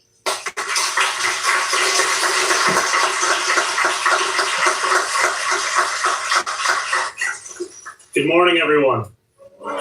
It is a pleasure to be here at the Tenement Museum alongside tenants, advocates, and partners in government to announce the release of New York City's first ever rental ripoff report. I want to thank Annie and the Tenement Museum for welcoming us today. Thank you for the work that you do to highlight the history of tenant organizing in our city and the importance of it and the long-lasting impacts of it. It is a pleasure to be joined by leaders from... Oh, man, Mamdani's already done more of this press conference than Donald Trump's done all year for the American people. My administration, including Deputy Mayor Layla Bozarg, Sia Weaver, Director of the Mayor's Office to Protect Tenants, HPD Commissioner Dina Levy, and DOB Commissioner Ahmed Tegani. We also have staff from HPD, DOB, DCWP, and the Office to Protect Tenants who helped make the rental ripoff hearings a reality. And I would be remiss if I did not acknowledge the leaders that we have here from tenant organizations across our city. Let's have a round of applause for those who've been on the front lines.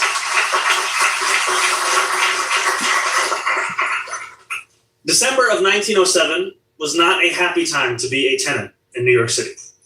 2 out of every 3 New Yorkers were living in crammed tenement housing, like those brought to life here at the Tenement Museum. It was brutally cold.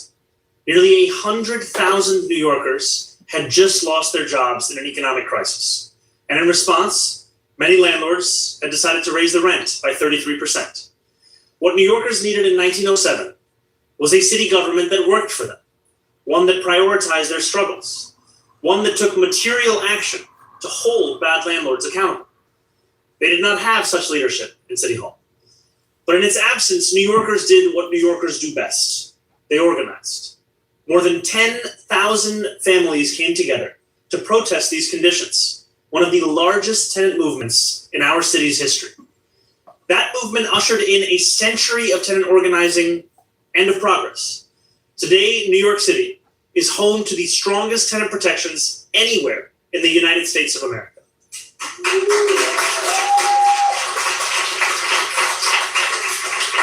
And yet we know this work remains unfinished. Too many still pay soaring rents, only to live with kitchens full of cockroaches and bathroom pipes that leak and rust. Yet today, New Yorkers have a city government that is quite different from the one in 1907. Throughout our first 4 months in office, City Hall held New York City's first ever rental ripoff hearings, attended by more than 2,300 New Yorkers across the 5 boroughs. Forums where tenants could share their struggles and ideas directly with those who have the power to deliver change. I spoke with New Yorkers who told me about vents filled with mold, nights spent shivering in the dead of winter, elevators that sat out of order for months on end, and landlords who, amidst all of this, refused to do anything about it. These New Yorkers did not share these stories only for them to be promptly forgotten. They shared them so they would serve as the foundation of the policies City Hall would pursue, the change we would deliver. Today, City Hall delivers on that promise. This rental ripoff report, also known as RRR, not to be confused with the 2022 Tollywood smash hit, is based on thousands of testimonies shared at rental ripoff hearings across our 5 boroughs. It outlines the actions our administration will take to improve the lives of tenants who call this city home. These actions fall under 4 major categories. First, we will improve housing quality by strengthening our enforcement of common housing code violations and complaints. For the first time ever, inspectors will investigate every single heat complaint the city receives. I mean, I don't understand what the gripe is with all these MAGA cult members bashing this guy, you know? Like, this sounds, everything he's saying sounds good to me. Like, who doesn't want all that? The first time ever. If HPD inspectors come at a time when you're not available, you will be able to reschedule a visit at a time that works for you. New Yorkers have been able to schedule food deliveries and the time they pick up their clothes at the dry cleaner for years. They should be able to do the same when it comes to an inspection of their home. We will also tackle pests, eradicate mold, and fix broken elevators. 3 of the largest concerns voiced by New Yorkers during the rental ripoff hearings. We will address the underlying causes of mold for the first time. No longer will landlords be allowed to slap a new coat of paint over a wall of black mold and pretend that the issue is fixed. And we will keep New Yorkers safe by confronting the causes and devastating consequences of residential fires. Second, we will continue to hold bad landlords accountable. We will take on the worst landlords in the city with our Fix the City campaign. And we will reform our systems for cataloging building registrations and penalties. Right now, everything is still done on paper. That not only slows things down, it makes it harder to hold those who violate the law accountable. Digitizing this process will not only help us crack down on repeat violators, it will also allow us to support the many landlords who operate with integrity. Third, we will empower tenants across New York City. The best protected tenant is an organized tenant. That is why we will legally recognize tenant unions, protecting New Yorkers from harassment or threat of eviction for seeking solidarity with their neighbors. And we will partner with organized tenants across the city to deliver the accountability they deserve from their landlords, and in certain cases, to support the successful transfer of their buildings to more responsible owners. Fourth, we will make the housing market fairer and more transparent. This includes requiring the disclosure of AI or digitally altered images and video on misleading rental listings that waste New Yorkers' time and money. You shouldn't have to worry whether or not the apartment you are viewing online is real. After all, it's called Street Easy, not Street Hard. All of these actions and improvements come as a direct result of every tenant who attended a rental ripoff hearing. Every tenant who chose to speak up. Every tenant who refused to tolerate another year of negligence and disrepair. Every tenant who demanded more from their city government. This work is just beginning. We will build on the success of the rental ripoff hearings as we hold 5 NYCHA in Your Neighborhood events. These 2 are forums where NYCHA tenants' ideas and concerns will be translated into material change across public housing. In the words of Mayor John Lindsay, cities are for people and for living. Every New Yorker deserves to live a dignified life in a dignified home in the city they love. That is a responsibility that government can, must, and will fulfill. Thank you very much.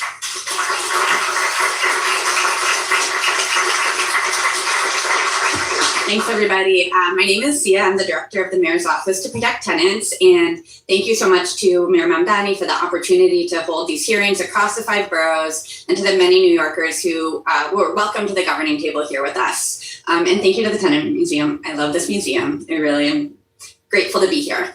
I'm going to pass it over to the HPD Commissioner, Dina Levy. Thank you. Good morning, everybody. Thank you, Mayor Mamdani, and I also want to thank Executive Director Weaver, Deputy Mayor Borzog, and Commissioner Tagani for their partnership in getting us to this point. But most of all, I want to thank the thousands of New Yorkers who came out to these hearings to tell us what they need and what they expect from us, to share their experiences about what it is like and what is hard about living in New York. HPD is one of several agencies that has an awesome responsibility. We ensure that New Yorkers are safe and secure once inside their homes. Through these hearings, we have heard loudly and clearly where we need to step up our efforts.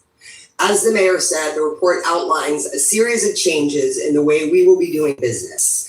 Over the last 2 weeks, I went out and visited 4 of our local offices throughout the boroughs where all of our code inspectors and all of our lead inspectors work. And we had an all hands on deck meeting to talk about these changes to how we inspect heat complaints, how we deal with lead complaints, how we help tenants stay safe and prevent very serious and very dangerous fires. I am very happy to report that folks were not only happy to hear this news, they were excited to get out and do this work. I also want to say that the report lays out new initiatives that we think. All right, let's forward it to Mamdani, because I'm really here just to hear Mamdani. Let's see if he comes up. Let's see if he comes back and takes some Q&A. And then if he doesn't, we'll move on. All right, where's All right, here we go. He's back on the podium. Thank you very much.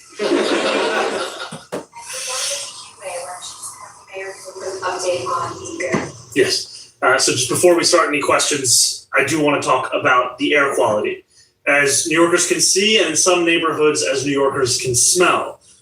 Oh yeah, I heard up there in like the northeast, the air quality is real bad from some fires in Canada, I guess. From the Canadian wildfires is over our city. What the experts say is that today is expected to be the worst day. It's crazy because Trump's already using it to like grift off of Canada to extort them out of money. But he doesn't realize like whenever we have like wildfires, like personnel from Canada come and help us. Trump's a moron. The state has forecast air quality in the unhealthy range for the New York City region. And I want to be clear about what that word means in this instance. At unhealthy levels, everyone, not just people with asthma and heart conditions, not just older adults, everyone may feel health effects. So today, every New Yorker should take precautions. Limit your time outdoors, especially strenuous activity. We have made free KN95 masks available at hundreds of locations citywide, including libraries, police precincts, and a number of firehouses. Go to on.nyc.gov/free mask and you'll find a map of where to pick one up or call 311. You can also text Notify NYC to 692-692 so we can reach you if conditions change, and do try and check on your neighbors through their own. We will keep you updated through the day. These are conditions that we know are also coming at the same time as a heat emergency for New Yorkers. So it is very important to stay up to date, to stay prepared, and to respond with your safety as the most important thing, because that is what it is for city government as well. Thank you. Thank you. Now we'll start with on-topic questions about the report, and we have our C. Weaver as well as the Deputy Mayor to answer questions as well. We're going to start with Ben Miller from The Real Deal, and if you could just wait for the microphone. Thanks so much. Hi, Mr. Mayor. How's it going, Ben? Good. I wanted to ask a little bit about the phases in which the reports, findings, and results are going to roll out.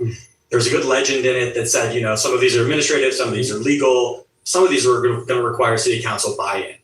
What's the method from MOPT to get buy-in from the city council on the myriad things that you're hoping to get done with this? And when does that process start? Has it already started before the report was released? Is this a bring them in situation? How does that work? So one thing we are fortunate to have in this city is that there is a broad coalition that understands the urgency of this work and the necessity of it. And so when we are speaking to our partners, whether it be those who serve in the city council or beyond that, about the importance of tackling the root causes of mold, of ensuring that we are finally bringing the kinds of tenant protections that the city should have brought years ago, we are also oftentimes speaking to an audience that knows exactly what that means. I mean, you heard it just now that from our DOB commissioner, it's not as if he had to sit there and listen to understand that these were issues. He grew up facing a lot of these issues himself, and I think the same is true for many others. So I know that we've already started conversations with city council members around the aspects of this report that require legislative action. What I will also say is there are other aspects of this report that can begin immediately, and we are going to look to take as fast of an approach as we can with every single recommendation that is here. I'm going to pass it over to our Executive Director of the Mayor's Office to Protect Tenants to add any additional details. Thank you, Mayor. Thank you. So we've begun productive conversations with Councilmember Sanchez, who is, of course, the chair of the Housing and Buildings Committee. She's very excited to work with us on this, and and I'm grateful for her partnership and her leadership. And we expect that we'll be able to start meeting soon with the council to be able to get some of these things drafted and then move through the legislative process. Sure. Sorry, just leaving the microphone. Is additional headcount for DOB or HPD inspectors something that was already a part of budget negotiations this previous cycle, or is that something that's built in? Like, is the money there to increase headcount for what you need to do after this report? Yes. Thank you, Ben. Other questions about the report? Any other housing questions before we move to off topic? All right, thank you to all of our speakers.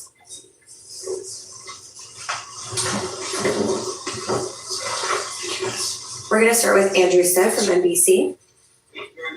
Sorry, Andrew, 1 second, microphone. I have two questions. One's about the air quality and then one's about the World Cup. Please. On the air quality, picking up on what you just said, how concerned are you that this is becoming sort of the new normal, and do we need to move to some kind of stronger response than N95s are available at libraries and firehouses? How concerned are you that this becomes a much more emergent situation? I'll be honest with you, whether we're speaking about the heat, whether we're speaking about the air quality, or whether we're even speaking about the levels of rainwater and flooding in our city, I am concerned. And I'm concerned because what we see is that the climate crisis exacerbates so much of what our city is facing. And what we want to do is take every single short-term measure that we can, but as you also say, looking to medium and long-term measures to ensure that we can continue to provide safety to New Yorkers even amidst these kinds of challenging conditions. One thing that I would underline is in our city, we pride ourselves on being resilient. Today is not a day to say, in spite of the air quality, I'm going to do everything I was going to do yesterday. This is very serious. We are reaching into a level of air quality that is dangerous for every single New Yorker. And so, yes, it is masks, but also it is to stay indoors, whereas otherwise you might have been outdoors. If you were thinking that today would be the day that you would find. Hey, what's up, Caleb? How's it going? Yeah, absolutely. Man, Danny's awesome. That run, let it be tomorrow. This is a day where this is a serious impact, and it's coming alongside temperatures in the mid 90 degrees, which also is something that needs to be treated with seriousness, given that we know that our city loses about 500 New Yorkers a year to the effects of heat. On the World Cup, Spain versus Argentina, who are you rooting for and why? Everyone I root for has lost. Hey, what's up? What's up, Neptuner? How's it going? That's funny. The Donald Trump screwworm. So I feel like whoever I say is going to lose at this point. What I will say is it's been an incredible World Cup. And as someone who likes to think of myself as technologically fluent and able to spot AI versus a real image, I thought that the image of Lionel Messi and Lamine Yamal was AI. I don't know if you've seen this image, but Lamine Yamal was picked out of a number of different children for a photo to be bathed by Lionel Messi when he was a child. There's a photo of Lionel Messi and Lamine Yamal as a baby being bathed in the bathtub, and now those two are going to face off this Sunday in New York City and New Jersey, and it's pretty incredible. So I'm excited. I'm going to say the classic politician answer: excited for a good game. Yeah, MAGA cult members get all triggered by Ma'am Danny because they finally see what a real leader looks like, and a real man is the guy with a backbone and a spine and no bone spurs. You, Andrew. We're going to go to Kelly Matta from New York 1. Hello, Mr. Mayor. Hey, Kelly, how's it going? Good. It's sort of an on and off topic question. I wanted to get an update Hey, what's up, J-Fo? that had the 2 columns that almost collapsed. If the DOB commissioner is still here. Sol is right behind me. Oh, okay, amazing. And then I kind of had related sort of to the rental ripoff, many smaller landlords are having issues keeping up with their buildings. You have proposed some ideas to help them with that. I wonder, where are those proposals at as of today? Because I know that there are good landlords in the city and they want to do well. So yes, those are my 2 questions. There are many good landlords, and in fact, my former landlord was one of them. Before I moved into where I currently live, the Gracie Mansion. I knew their name first as an LLC, and then I met them after I became the mayor. They came up to me on the street. They said, I was like, oh, it's great to meet you.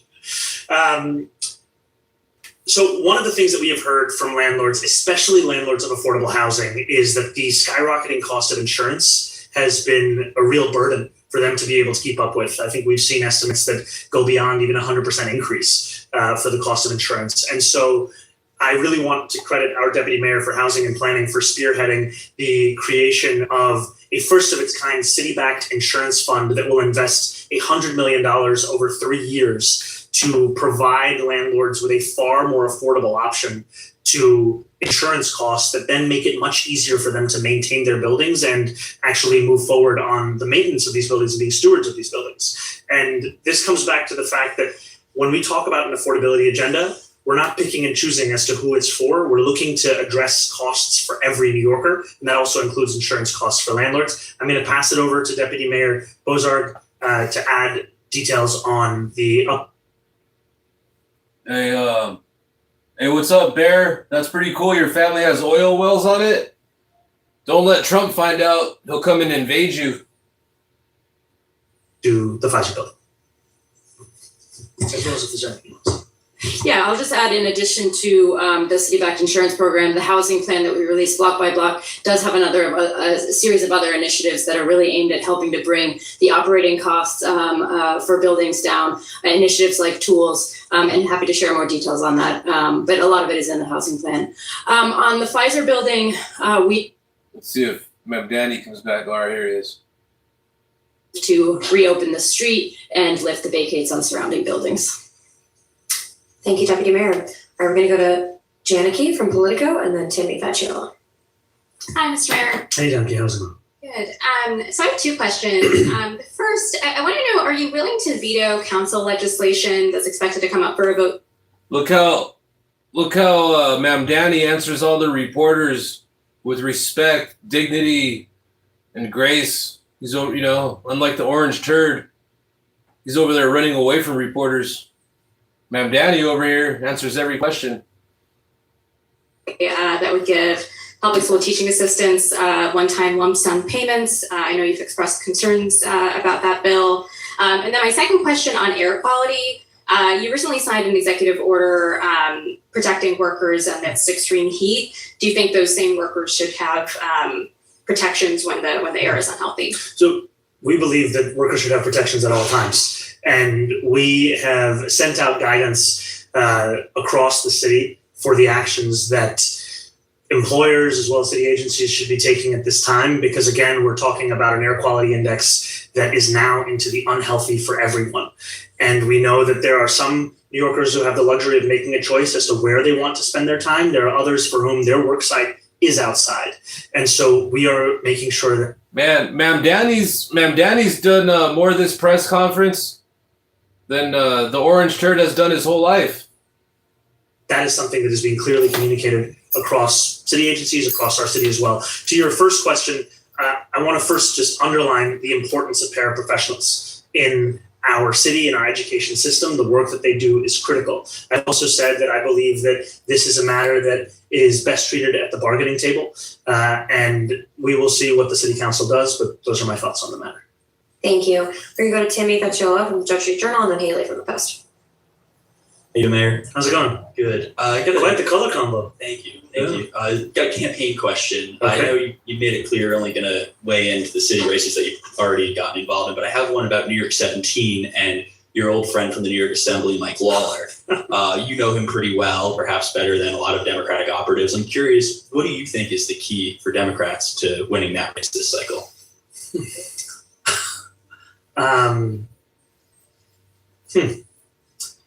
I think that Mike Lawler's record speaks for itself, and I think the more focus there is on that record, the easier the choice it is for voters. Oh, that Mike Lawler guy's the worst. Guy's unhinged. Needs to go to like anger management. What kind of poker player was it? He was all right. Thank you, Terry. Go to Haley. Okay, 2 questions. One of them is about soccer, but we'll start with the other one. So what's the city doing? Just luring me in to... What's the city doing about the homeless encampment on Manhattan's west side? There's been no removals for 2.5 weeks. So what's going on there? Yeah, so I want to be very clear. The site has been noticed and it will be cleared. And as with any site, once we notice, there is 7 days until the point of clearing. Each of those 7 days is characterized by outreach from city workers looking to connect those who are present with services, whether it be services at a shelter, medical services, or supportive services beyond that. Which day will be the 7th day? We can get back to you on that. Okay. But you don't know, it's a 13-block homeless encampment? I don't know which day is the 7th day. Okay, and then soccer question.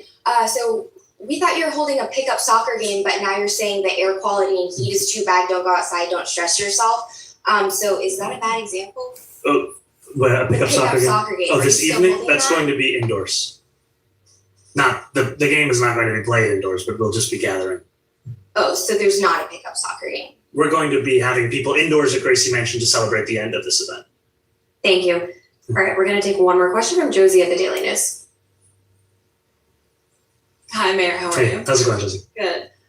So City and State reported this morning that you're not going to be participating in the matching funds program. I'm wondering, are you likewise going to reject super PAC support? I know you've spoken negatively about super PACs, but you did accept support from them in this past election. So would you do that in 2029?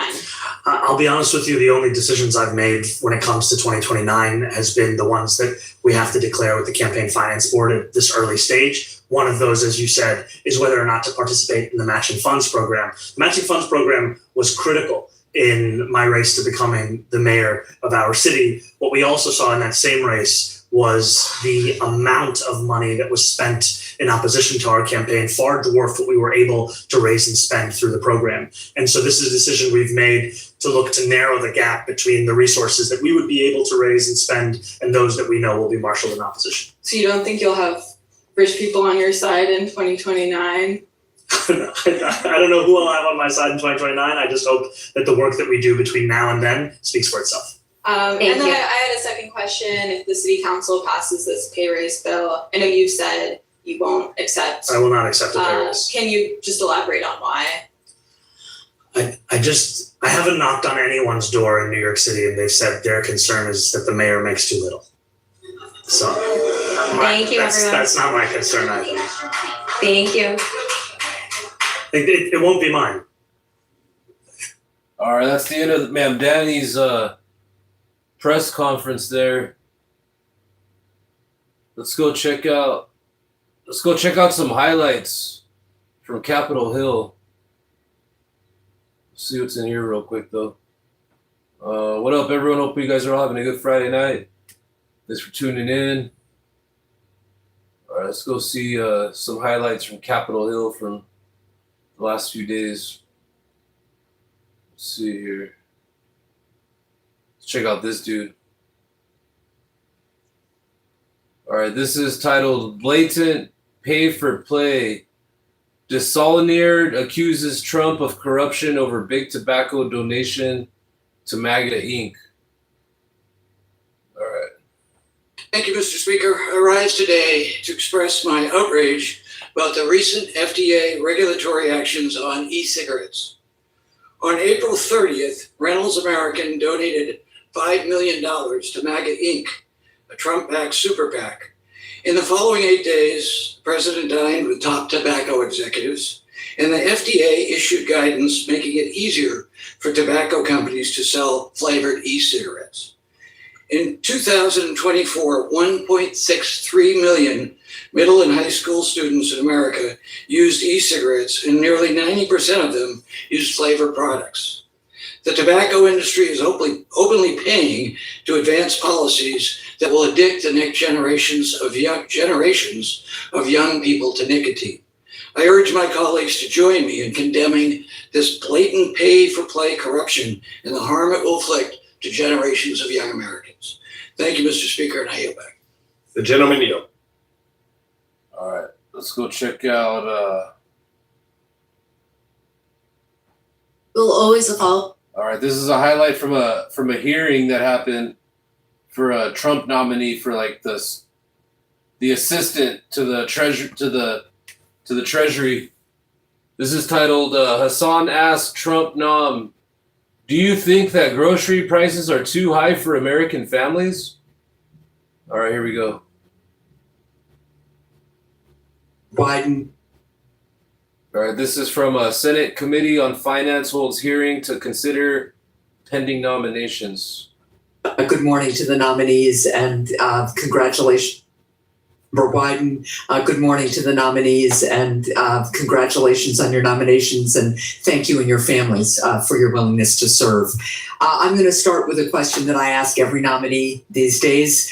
And I'll start with you, Mr. Brooke, and this is a simple, couple of word answer, yes or no answer. If directed by the president to take an action that would break the law, would you follow the law or follow the president's directive? Thank you for the question, Senator. I would follow the law. Thank you, Ms. Brown. I will always follow the law. Thank you, Mr. Qatari. I don't expect the president to ask me to perform anything illegal, but nonetheless, I would say I would follow the law. Thank you. Follow the law, Senator. Thank you. And Mr. Qatari, I'll just say that you should pay attention to the news because there's the president doing things that break the law or instructing others is a regular occurrence. Now, Mr. Brooke, I'm going to start with a simple question for you. Do you think that grocery prices are too high for American families right now?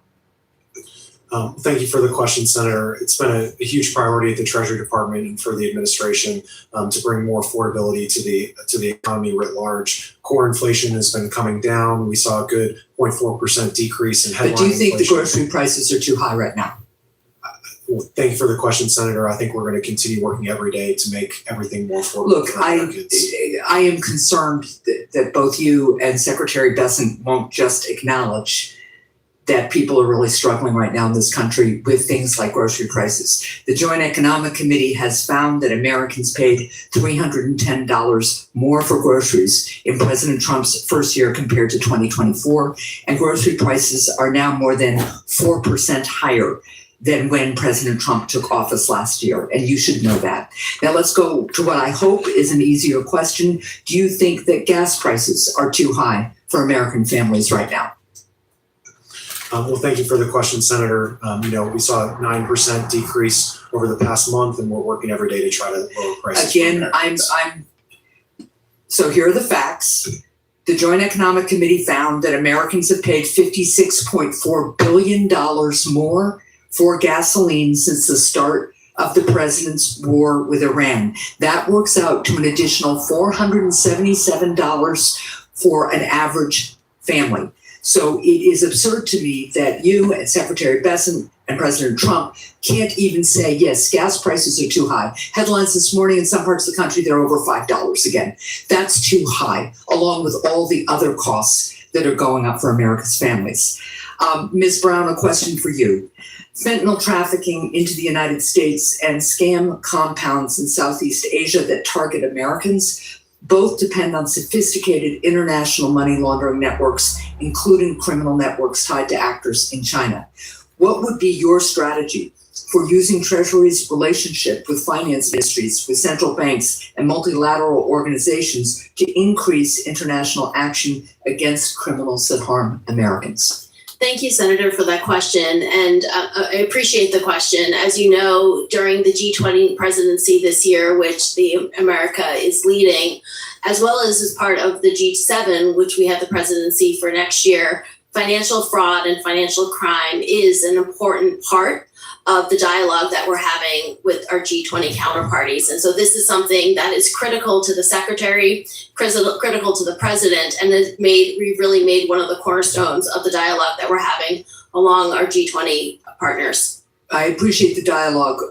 What are some of your thoughts about what that dialogue should produce? Absolutely. And we actually, amongst the G20, just released a working paper on this exact topic. Specifically, what we're looking at is early intervention and early education. And we think that education along the course of someone's life cycle is incredibly important in order to inform different individuals what the risks are out there. So very early in your life is different from later in your life in terms of the scams that people are being approached with. And so we think that education is an important tool, and having accountability and transparency for that is important. It certainly is. As a separate issue, I'm going to follow up on the fentanyl part of this question in a question for the record because I'm running out of time. But let me be really clear. So Senator Scott and I just have introduced a bill to centralize reporting of scams in this country so that we can have a more coordinated, everybody, federal, state, local law enforcement, they're all working around the clock here. But I want to just be really clear. It is not just older people who are being scammed. It is not people who lack sophistication. AI has produced scams now that are incredibly sophisticated. They convince people to act quickly. It's really critical that we get international partners to go after these scam compounds and after these transnational criminal organizations. Just to be clear, there are estimates now that the transnational scamming criminal organizations are costing the global economy more than the illicit drug trade, up to over $1 trillion, I think in 25. So it's really important that we encourage people to come forward and that we don't stigmatize people who've been victimized by scams because. All right, let's go check out some other stuff. Yes, Richie. All right, I think we already seen this.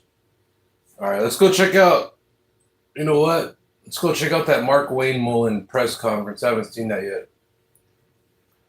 Been kind of wanting to check it out. All right, so this is Mark Malarkey. Mark Malarkey Wayne Mullen.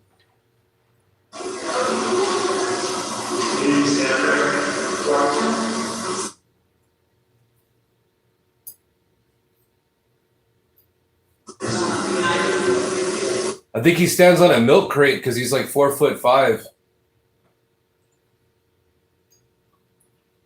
Yeah, there's pictures of him standing on a milk crate behind the podium.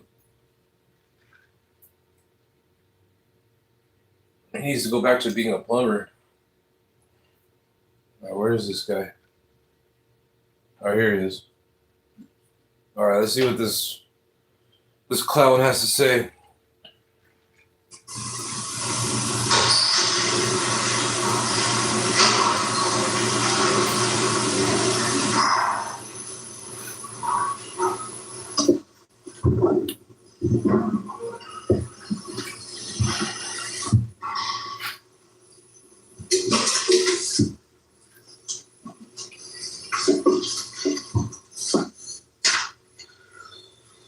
Good morning, everybody. Thank you so much for being here. President Trump is correct when he said that election security is national security. All right, just so you guys know, every single thing this guy says is nothing but bullshit. We're just watching it to fact check him. This guy's a very low IQ person.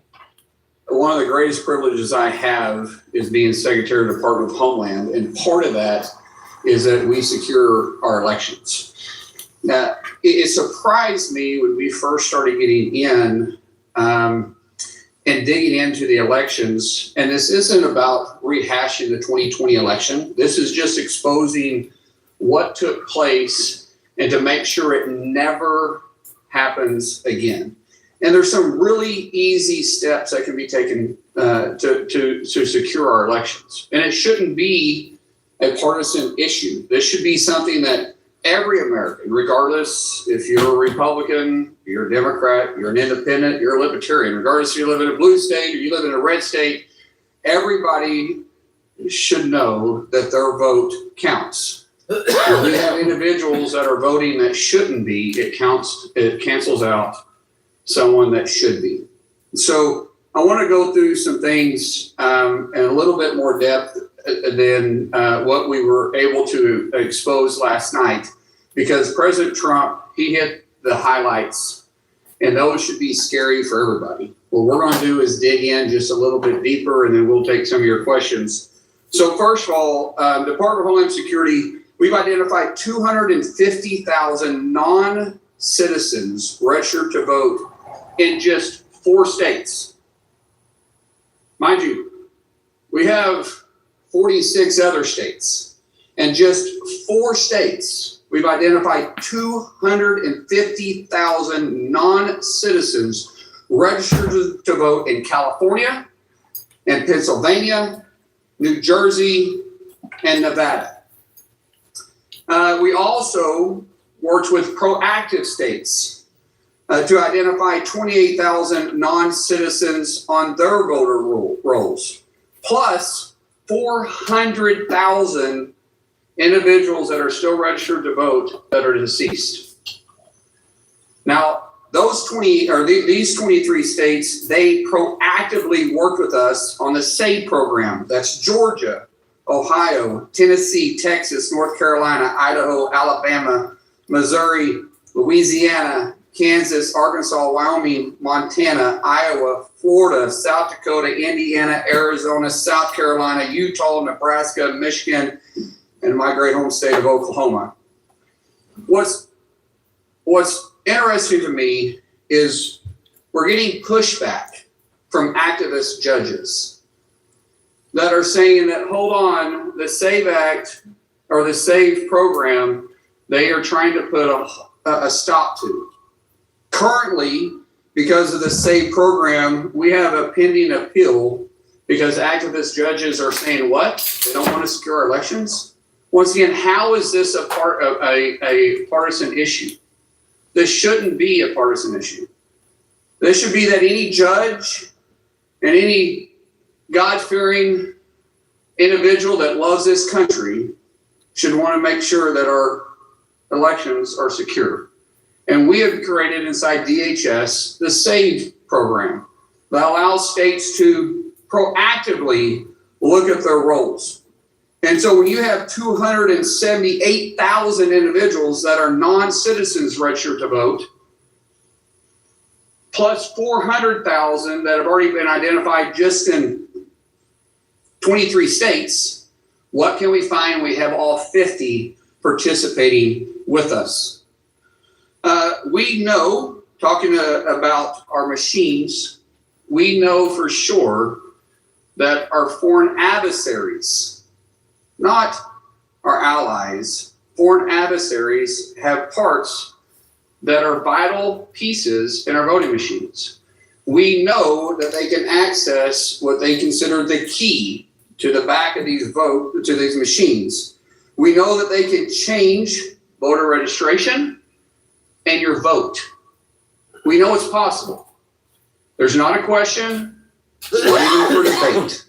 One thing that I love about numbers and I love about facts is they don't lie. This isn't something that I'm trying to tell you to spin a narrative. This is what is going on.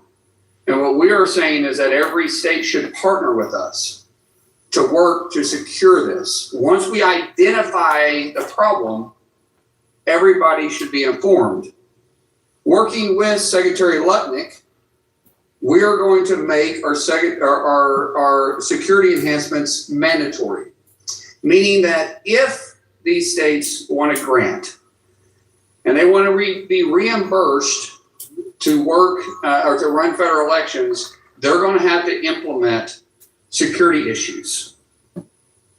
Just security issues. We're not trying to get into anything else, but we're saying that the machines have to be secured and that your voter registration list needs to be scrubbed. We need to make sure that individuals that are legally able to vote are voting.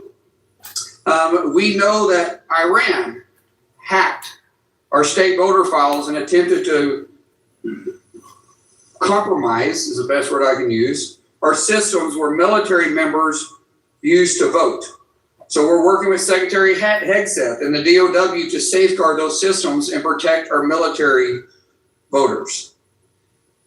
What's frustrating again in this is that the Biden administration knew this. And our intel community knew this. And not only did they withhold it from President Trump in his first term, but they withheld it, it looks like, President Biden in his term. They withheld this information from the public. They withheld it from Congress. That should never happen again. And because of President Trump's leadership, we're not allowing that to happen. We're telling the American people not to scare them, but to ensure them that we are watching it. We're taking it serious. We will secure our elections. Underneath President Trump's directive, he has gave Department of Homeland Security and myself the tools and the resources we need to secure the elections. But we have to have the states partner with us. If they choose not to, then the voters should hold them accountable. When I was sworn in just over 100 days ago by President Trump, and I can tell you honestly, I haven't quit smiling. I think this is the greatest job that I could possibly have. I said at that time that I'm going to fight for your yard and your backyard like I do mine, regardless if it's a blue state or it's a red state. Department of Homeland Security isn't just keeping you safe on your streets, but we're keeping our voters safe and our elections safe. But we can only do that if we have full participation. Right now, as I said, we only have 23 states participating with us. Out of just 4 blue states, to repeat that number, we found 250,000 non-citizens registered to vote. So for us, we're going to take proactive and reactive measures. At President Trump's direction, our cybersecurity team in CISA will release an updated election infrastructure plan, and it'll be public within 30 days, meaning that will give the states the resources they need to help from the cyber side. From us, if they participate in the SAVE program, we'll provide the resources and training to support state election integrity. We're not trying to change the outcome. We're trying to make sure that American people can trust our voting system. Real ID does not prove citizenship and does not give you the right to vote. You must be a U.S. citizen and you must be eligible to vote. Before and after the election, we will scrub all election records looking for illegal aliens and those who are ineligible to vote, including those that somehow voted, yet they were deceased.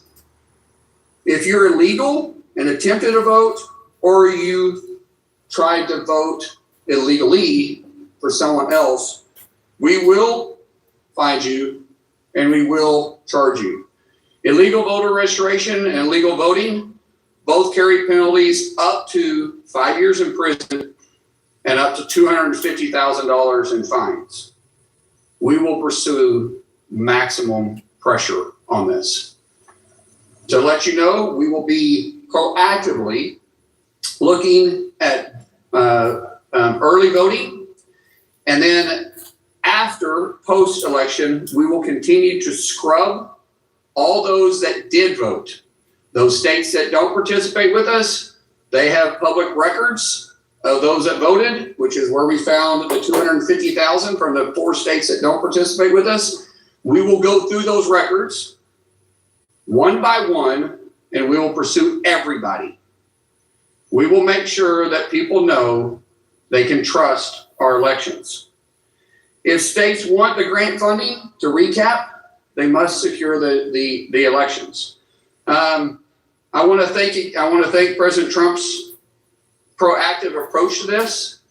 He has put together a remarkable team that not only is informing the public about what's going on, but we're also informing Congress, we're informing our states, and we're going to secure our elections. States must be aware of the real threats for voter registration and the system breaches. And I do want to reemphasize the system breaches. Our machines are vulnerable. There are steps that can be made right now that can secure those. I would ask not just the public, but the media. That question should be asked of blue states, because we have red states participating with us. We have some red states that aren't. Every state that's not participating with us should be asked the hard question, why not? What are you afraid of? If they're not willing to do it, it should raise serious questions. It's not that hard. This isn't a partisan issue. So in conclusion, to recap, under President Trump's leadership, DHS is well prepared to support all states, red states, blue states, and local election officials ahead of the midterms. States must do their part to secure our election system, and we stand by to help. If you are an illegal or you're voting illegally, we will hunt you down, we will find you, and we will prosecute you. The American people must have confidence in our elections. Election security is not a partisan issue, and Homeland Security, we're here to support everybody. The American people, the states, even the media, to get access and the information they need to hold the states accountable. So with that, I'll open it up for questions. Yes, ma'am.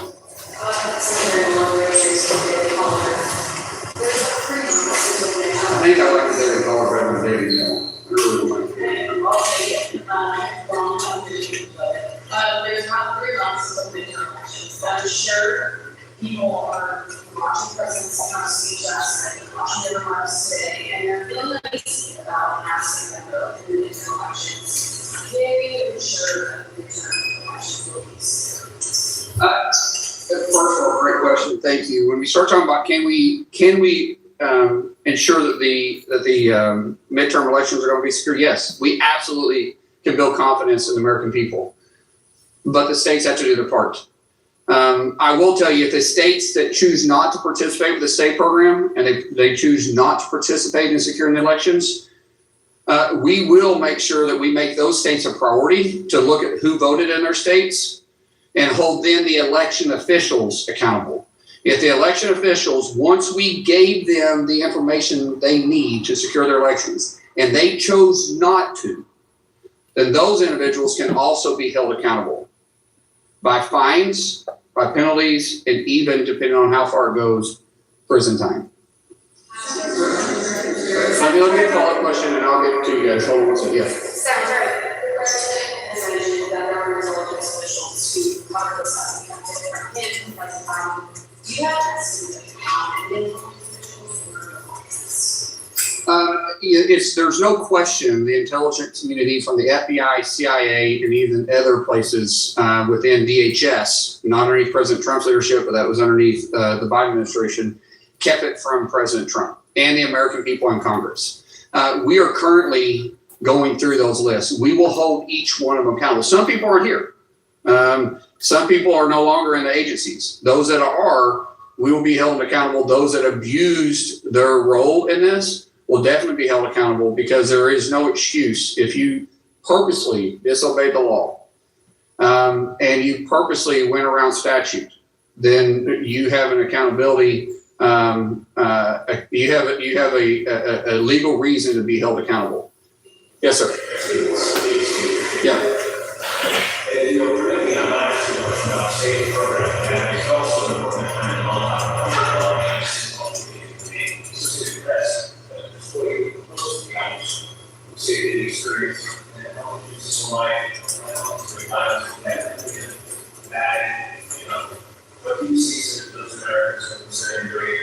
Sir, I have not heard that at all. But we understand that it's being investigated, and we'll allow the investigation to go through. That's all I'm going to say about that.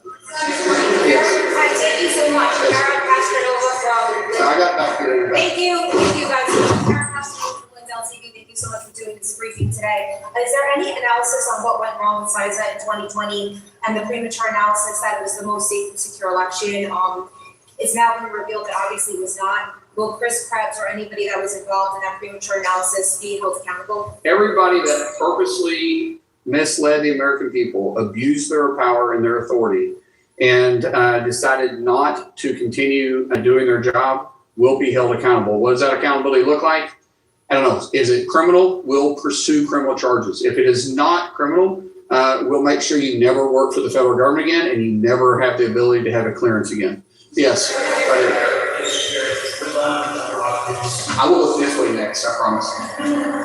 So your numbers with 278,000 non-citizens, any indication how many people actually voted, or 400,000 are actually deceased, any indication total number of people that did vote, and what is your ballpark for how many people actually voted? So those that we've identified, the 278,000 non-citizens and the 400,000 deceased, we are now going through that record. We're standing up a department in DHS. Heather Honey, who is doing a great job exposing all this and working with the team together. Joe Edlow with USCIS and other teams. We are going through these files one by one. And one, identify an individual. Two, did they vote? And three, where did they vote at? That's a hard, it's easy with states that participate. So the 28,000 that we identified with the 23 states that are working with us, that system can be very easily exposed, all 28,000. The problem is an activist judges now have put a hold on it, and so we're pinning the case. Once it's turned back on, we'll be able to move fast. The 400,000 or the 250,000 in the just four of the blue states, meaning what were the states? So I got it right. California, Pennsylvania, New Jersey, and Nevada. Those are going to be a little bit tougher because we're going to file paperwork for FOIA, even us, to try to get that information from the states. But we will, I don't care how long it takes, we will go by this one by one, and everybody that did vote illegally, we will prosecute. We'll bring up for prosecution. Yes. Thank you, sir. Very hard to do. I have two questions for you. Well, it's very smart wearing a red dress because you catch everybody's eyes. Same thing with the, what color shirt is that? Peach? Orange? I don't think that's orange. That's peach. That's definitely peach. My first question for you is, given that the lawmakers, obviously, the artists that the president, the terrorist last night is suspended, it seems like the blue states will not participate in your efforts. So how do you plan to respond to that? And then my second question, on the traffic stops, did the president know about that decision before you made it, and what point did put it?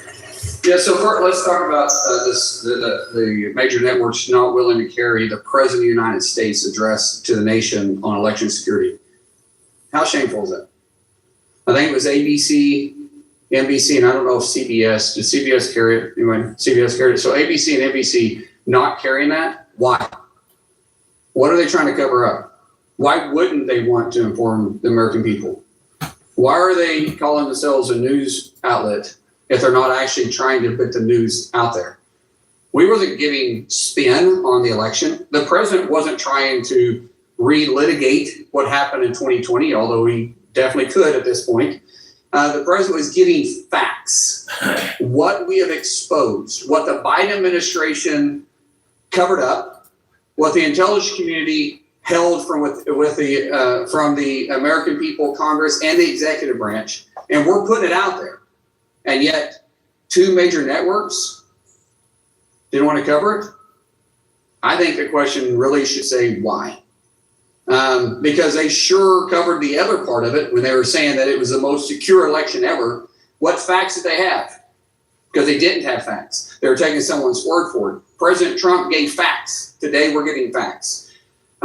When you start talking about the president and I are very close. I was texting with him this morning.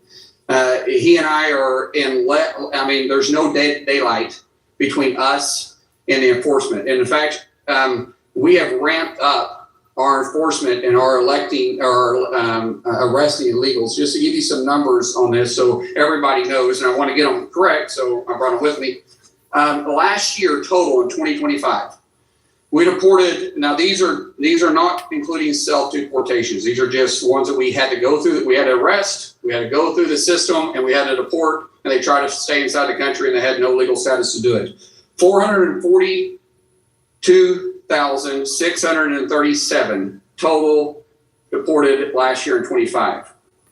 To date, well, these are yesterday's numbers. We have 403,294 that we've done in 2026.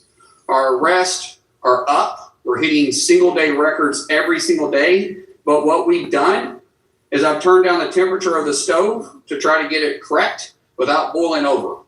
We're trying to perfect our ability to work with local law enforcement, state law enforcement, and get illegals and criminals off our streets. 70% of the arrests we do daily are felons or have pending felony charges. 70%. We should all be able to work together with that. Total removals is 3 million. Total removals, 3 million. 1.4 total aliens have been, since we've been put in place, have either volunteered to be deported, yet we pay for them, or we force them. But as I said, total removals have said, hey, we're leaving the country and did it on themselves, was over 3 million. Yes.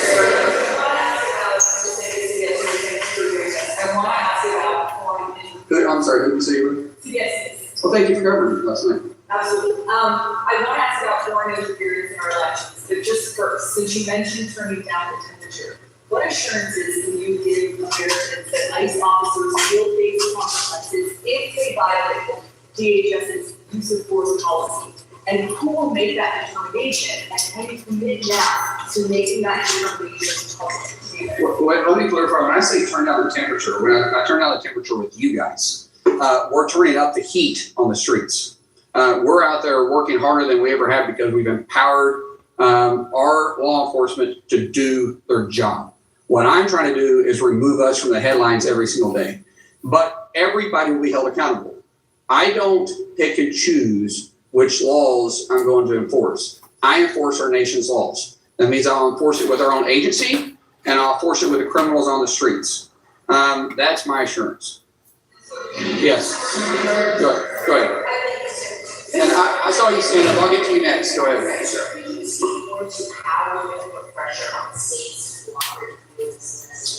Yeah. In previous instances where we had ICE already required our registration, those folks happened in Texas or North Carolina, and HSI or Oklahoma. Tell scope of this investigation for the board elections? So when we start talking about enforcing, first of all, the states to work with us, and then the scope moving forward, I obviously can't force the states, but the states always look to us for reimbursement when it comes to helping with the elections. It's expensive to put on an election. I mean, think about every precinct in every county and then statewide. We are not going to spend taxpayer dollars reimbursing a state that is refusing to secure their elections. And we're not saying do it alone. We're saying we're going to help you. We're going to give you the tools you need. We're going to give you the training you need. We're going to give you the funding to do it. We're going to expose the vulnerabilities, and all you have to do is use that information and the finances and the training we're going to give you to secure it. If you do it, we'll reimburse you. If you don't, we won't. Last question. I'm getting the guy right there in the back. Thank you, Mr. Secretary. Neil WK, Real America's Voice. What are your former Republican Senate colleagues telling you? Are they in a mood to House Majority Leader John Thune if he refuses to pass the Save America Act or can't figure out how to pass the Save America Act? I haven't heard that at all from the Senate saying they're willing to vote John out. John is a good friend of mine. He's a good friend of most people in there. Now, there's a difference of opinion. I think the SAVE Act should be passed tomorrow.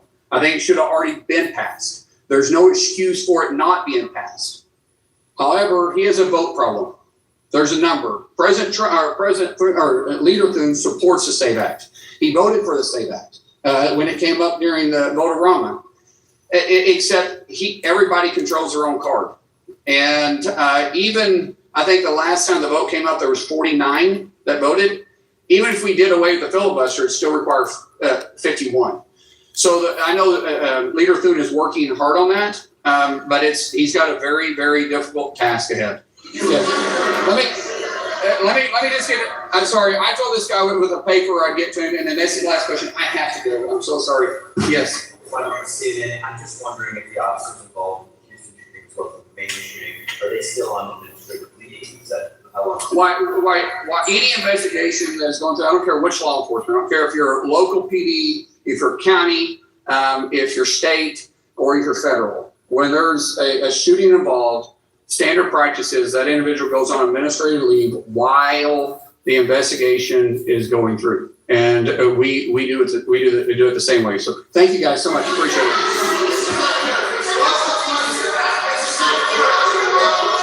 All right, that's Mark Malarkey Mullen over there running away from reporters once they start asking the real questions. But anyways, well, you know what? Yeah, I'm gonna crash out, guys. I'll catch you guys all later. Hope you guys all have a good Friday night. Thanks for everyone that tuned in. And catch you guys later. See what happens tomorrow. All right, peace out.